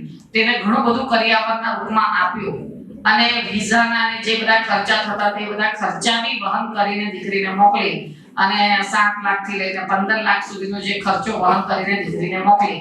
કારણ કે છોકરાવાળાએ કીધું કે હું તો 2 જ મહિના અહીંયા છું અને હું તો બીજી છોકરી જોવા જાઉં છું, તમે નહીં કરશો, ના પાડશો તો મને બીજી છોકરી જોવાનો ખબર પડે. તો પછી એટલે હવે મા બાપને તો એમ થાય કે આનું સારું માંગવું જતું રહે, એના કરતા ભાઈ આપણે તક લઈ લઈએ. એમ કરીને માએ દીકરીને પૂછ્યું તને ગમ્યું નથી કે હા, એટલે દીકરીને રીતે લગ્ન કરે છે. લગ્ન કરીને દીકરીને ત્યાં ભણાવી દે છે. દીકરી ત્યાં જાય છે, હજુ ત્યાં ઘરમાં પગ મૂકે છે તો જુએ છે કે ભાઈ અંદર ઓલરેડી એક લેડીઝ હતી, કોઈ વિદેશી મેમ ત્યાં હતી. તો પેલી દીકરી પૂછે છે કે આ કોણ છે, તો કે એ મારી પહેલી વાઈફ છે, અમારા આની સાથેના કોન્ટ્રાક્ટ મેરેજ થયેલા છે. હવે આ બહુ મહત્વની હકીકત એને લગ્ન સમયે છુપાવી. લગ્નની સંમતિ, જો હિન્દુ લગ્ન અધિનિયમ હેઠળ, હવે તો જો કે કોમન સિવિલ કોડ આવી ગયો છે, પણ હિન્દુ લગ્નની શરત એવી છે કે લગ્ન સમયે પતિ પત્ની બંને કુંવારા હોવા જોઈએ. એકબીજાના અગાઉના કોઈ લગ્ન થયેલા હોય અથવા વિદુર હોય તો એની જાણ કરવી પડે અને લગ્નની સંમતિ સ્વૈચ્છિક કોઈ પણ જાતના દામ દબાણ વગર કરવા પડે અથવા સંમતિ હોવી જોઈએ, સ્વતંત્ર અને સ્વૈચ્છિક સંમતિ હોવી જોઈએ. હવે આ દીકરી સાથે જ્યારે લગ્ન કર્યા ત્યારે એને બી હકીકત છુપાવેલી કે મેં ઓલરેડી કેનેડામાં એક એગ્રીમેન્ટ મેરેજ મેં કરેલા છે. તો એવી હકીકત એને છુપાવી. છોકરીને એટલો બધો આઘાત લાગ્યો, પણ હજુ તો ઘરમાં અંદર જાય છે તે પહેલા છોકરી પાસેથી એના વિઝાના ડોક્યુમેન્ટ લઈ લીધા, એનો પાસપોર્ટ લઈ લીધો, એની પાસેથી ફોન લઈ લીધો. કેમ? કારણ કે એને ખબર હતી કે રિએક્શન શું આવશે, કારણ કે પહેલી હકીકત લગ્નની છુપાવેલી છે. તો પછી એની રિએક્શન શું આવી શકે? કદાચ એ ફોન કરે, પોલીસ પાસે જાય, કાંઈ પણ કરી શકે. પણ એને ખબર નહોતી શું પોલીસનો નંબર, પોલીસને ક્યાં મળવું, એને કઈ જ ખબર હતી નહીં. કારણ કે એકને એક દીકરી હતી, એટલા લાડકોડથી ઉછેરી હતી કે જેથી કરીને એને એવું આમ આશા પણ નહોતી કે આવી પરિસ્થિતિ આવી જશે.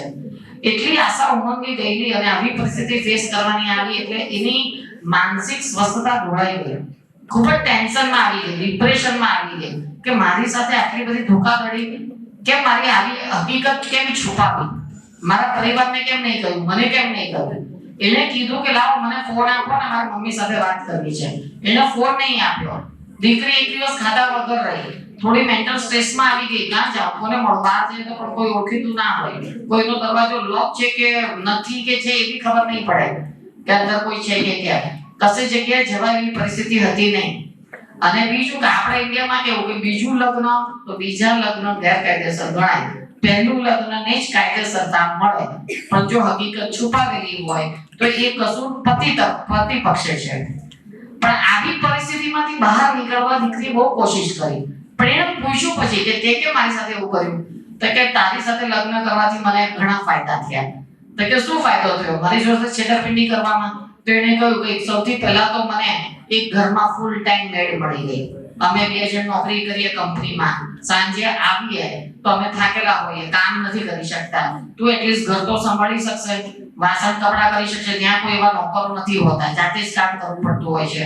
તો કે તારે ઘરનું કામ સંભાળી લેવાનું, રસોઈ કરી લેવાની, કચરા પોતા ને વાસણ કપડા કરી લેવાના અને ખાઈ પીને તું તારે એસ કર. તારે શું કામ છે અહીંયા? કઈ ટેન્શન થોડું છે તને?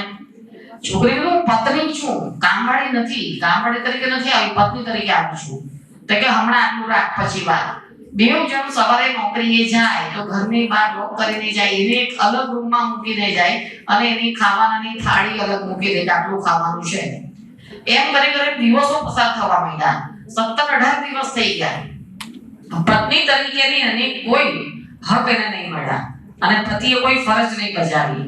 પછી એક દિવસ પતિ જતો તો ત્યાં ફોન ભૂલી ગયો બહાર હોલમાં, અને એને જોયું કે આ પતિ ફોન ભૂલી ગયો છે ને તરત જ એને એની એક જૂનો જેનો નંબર યાદ હતો એની મમ્મીનો, એટલે તરત એની મમ્મીને એને ફોન કર્યો કે મમ્મી હું અહીંયા બહુ જ મુશ્કેલીમાં છું, મને કઈ અહીંયાથી બહાર કાઢવાનો પ્રયાસ કરો, મારાથી વધારે વાત કરી શકાય એવું નથી.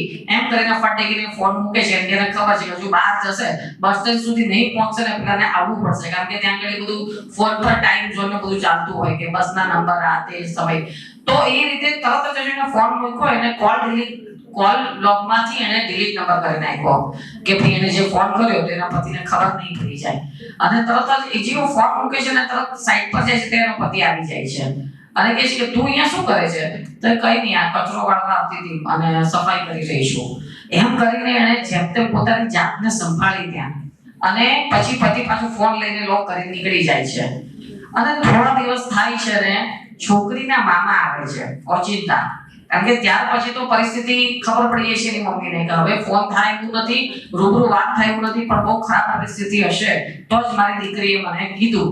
એટલે એના મામા જેમ તેમ કરીને ત્યાં આવે છે અને રાત્રે એવા સમયે પહોંચે છે કે જેથી ઘરમાં બધા હોય, અને ત્યારે પરિસ્થિતિને પામે છે અને બોલે છે કે આ શું છે.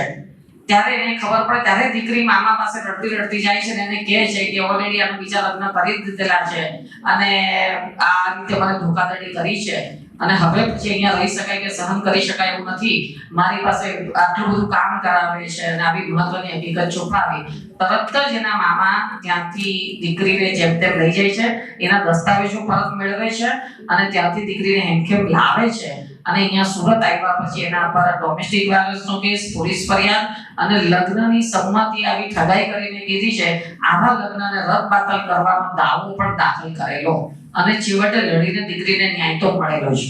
એટલે વસ્તુ એવી છે કે આપણે જાણકારી, આપણે તકેદારી રાખીશું તો એ આપણે બચી શકીશું, આપણે આપણી મદદ કરી શકીશું. તો આ બધી ખૂબ જ મહત્વની વાત છે કે તાત્કાલિક કોઈના કહ્યામાં અને ખાસ કરીને સોશિયલ મીડિયામાં પ્રભાવ હેઠળ આવવું નહીં. આપણે ઘણીવાર કોઈની પ્રોફાઇલ જોઈને કે જે બહાર બેઠો છે આપણે ખબર નથી, તો એવા વ્યક્તિની પ્રોફાઇલ જોઈને આપણે તરત જ એની સાથે મિત્રતા કેળવી દઈએ છીએ. તો એ બાબતનો આખું હું તો સાહેબને કહીશ કે એક અલગ એપિસોડ એનો રાખે કે જેથી કરીને એની અંદર ઘણું આપણે ડીપ જઈ શકીશું, ઘણું મહત્વનું છે. પણ અહીંયા સમયને અભાવે હું મારા વક્તવ્યને વિરામ આપું છું અને ફરી પાછા આપણે મળીશું. જો તમને કોઈ પ્રશ્ન હોય તો તમે મને પૂછી શકો છો, અન્યથા સાહેબને તમે કહી શકો છો કે જે પાછળથી તમે મને મળી શકશો. Thank you.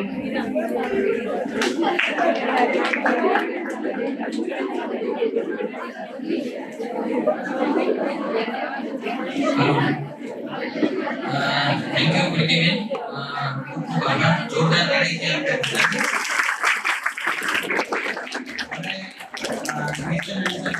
એટલે તમને કોઈ મનમાં પ્રશ્ન હોય તો તમે પૂછી શકો છો ઓપનલી. ઝડપથી જો કોઈને પ્રશ્ન હોય તો આપણે લઈ લઈએ. કોઈની બેનપણીનો હોય કે સગા સંબંધીઓમાં કોઈ આવા પ્રશ્ન હોય, જરૂરી નથી તમે એ પ્રશ્ન પૂછો તો એ તમારો હોઈ શકે, તમારી સગી સહેલીનો કોઈનો બી પ્રશ્ન હોઈ શકે, તો એવો પ્રશ્ન તમે પૂછી શકો છો.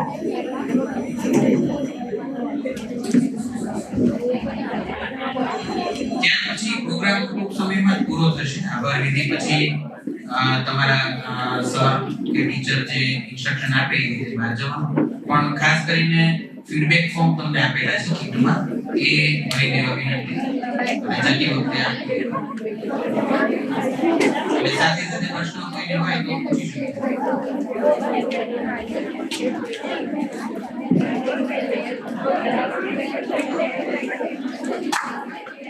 ઓકે, ચેતનભાઈ સાહેબને વિનંતી કે વોટ ઓફ થેન્ક્સ માટે.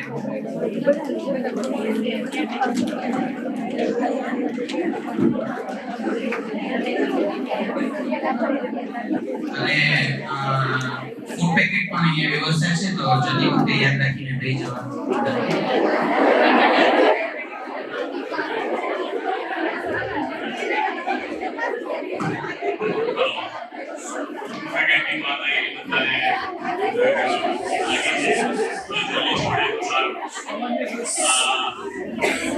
એક જ મિનિટ લાગશે આપણને વોટ ઓફ થેન્ક્સ માટે. સૌથી પહેલા તો હું સાઉથ ગુજરાત ચેમ્બર ઓફ કોમર્સનો આભાર માનું છું અને અમારી સેન્ટર જે એનઆરજી સેન્ટર છે સાઉથ ગુજરાત ચેમ્બર ઓફ કોમર્સની અંદર, તો દરેક વિદ્યાર્થીઓને વિનંતી છે કે તમે અત્યારે પ્રીતિબેનનો સંપર્ક કરી અને તમે તમારા પ્રશ્નોનો તમે વાત કરી શકો છો. એ સિવાય પણ જો તમને એમ લાગે કે ભાઈ ના મારે પર્સનલી વાત કરવી છે અથવા મારે કંઈ બી પૂછવું છે તમારા ફેમિલી માટે અથવા તમારા રિલેટિવ્સ માટે, તો તમે ચેમ્બર ઓફ કોમર્સની અંદર એનઆરટી સેન્ટર ચાલે છે, તો ત્યાં આગળ તમે આવી શકો છો અને તમને ત્યાં આગળ તમને તમારા પ્રશ્નોનું નિરાકરણ માટેની હવે પૂરી વ્યવસ્થા કરી આપીશું. ચેમ્બર ઓફ કોમર્સનો ખૂબ આભાર આ સમયે કે આ સરસ રીતે આયોજન વર્ષમાં અમે આવા ઘણા પ્રોગ્રામો કોલેજો દ્વારા કરતા આવીએ છીએ. શ્રી ચૈતન્ય સંઘાણીજીનો ખૂબ આભાર કે જેઓ આપણા એનઆરજી સેન્ટર ગાંધીનગરથી એવો અહીંયા કરી ઉપસ્થિત રહ્યા અને આપણે ખૂબ સરસ માર્ગદર્શન આપ્યું અને આગળ બી આવી પ્રોગ્રામો માટે અમને જેમનો સાથ અને સહકાર મળતો રહે એ બદલ એમનો ખૂબ ખૂબ આભાર. આપણા સ્પષ્ટ વક્તા પ્રીતિબેન જોશીનો ખૂબ ખૂબ આભાર. જેઓ સુપ્રીમ કોર્ટના વકીલ છે અને બાર એસોસિએશનમાં જોડાયેલા છે. તો આપણે બધા તાળીઓથી વધાવીએ એ લોકોને. સૌથી વિશેષ આભાર શ્રી સ્વામી આત્માનંદ સરસ્વતી ઇન્સ્ટિટ્યૂટ ઓફ ટેકનોલોજીનો કે જેણે આ સરસ આયોજન કર્યું અને આટલી મોટી સંખ્યામાં આપ લોકો ઉપસ્થિત રહ્યા. શ્રી વજુભાઈ વાણાણીનો પ્રેઝન્ટ પ્રેસિડેન્ટ, ખૂબ ખૂબ આભાર. શ્રી દિનેશભાઈ નાવડિયા જેઓ ટ્રસ્ટી છે આ સંસ્થાના, તેમનો પણ ખૂબ ખૂબ આભાર. ડોક્ટર જિગ્નેશભાઈ વગાશિયા પ્રિન્સિપાલ, તેમનો પણ ખૂબ ખૂબ આભાર. અને સવિશેષ આપ સૌનો ખૂબ આભાર કે રીલ અને સ્ટોરીના જમાનામાં તમે શોર્ટ ફિલ્મ જોઈ, પણ આ તમારી લાઈફની પૂરી ફિલ્મ છે. એટલે તમે આને ખૂબ સરસ રીતે તમારી પાસે જે પુસ્તિકા આપેલી છે એનું પૂરું વાંચન કરી અને તમે એને તમારા જીવનમાં ઉતારજો. ખૂબ ખૂબ આભાર આપ સૌનો. ધન્યવાદ.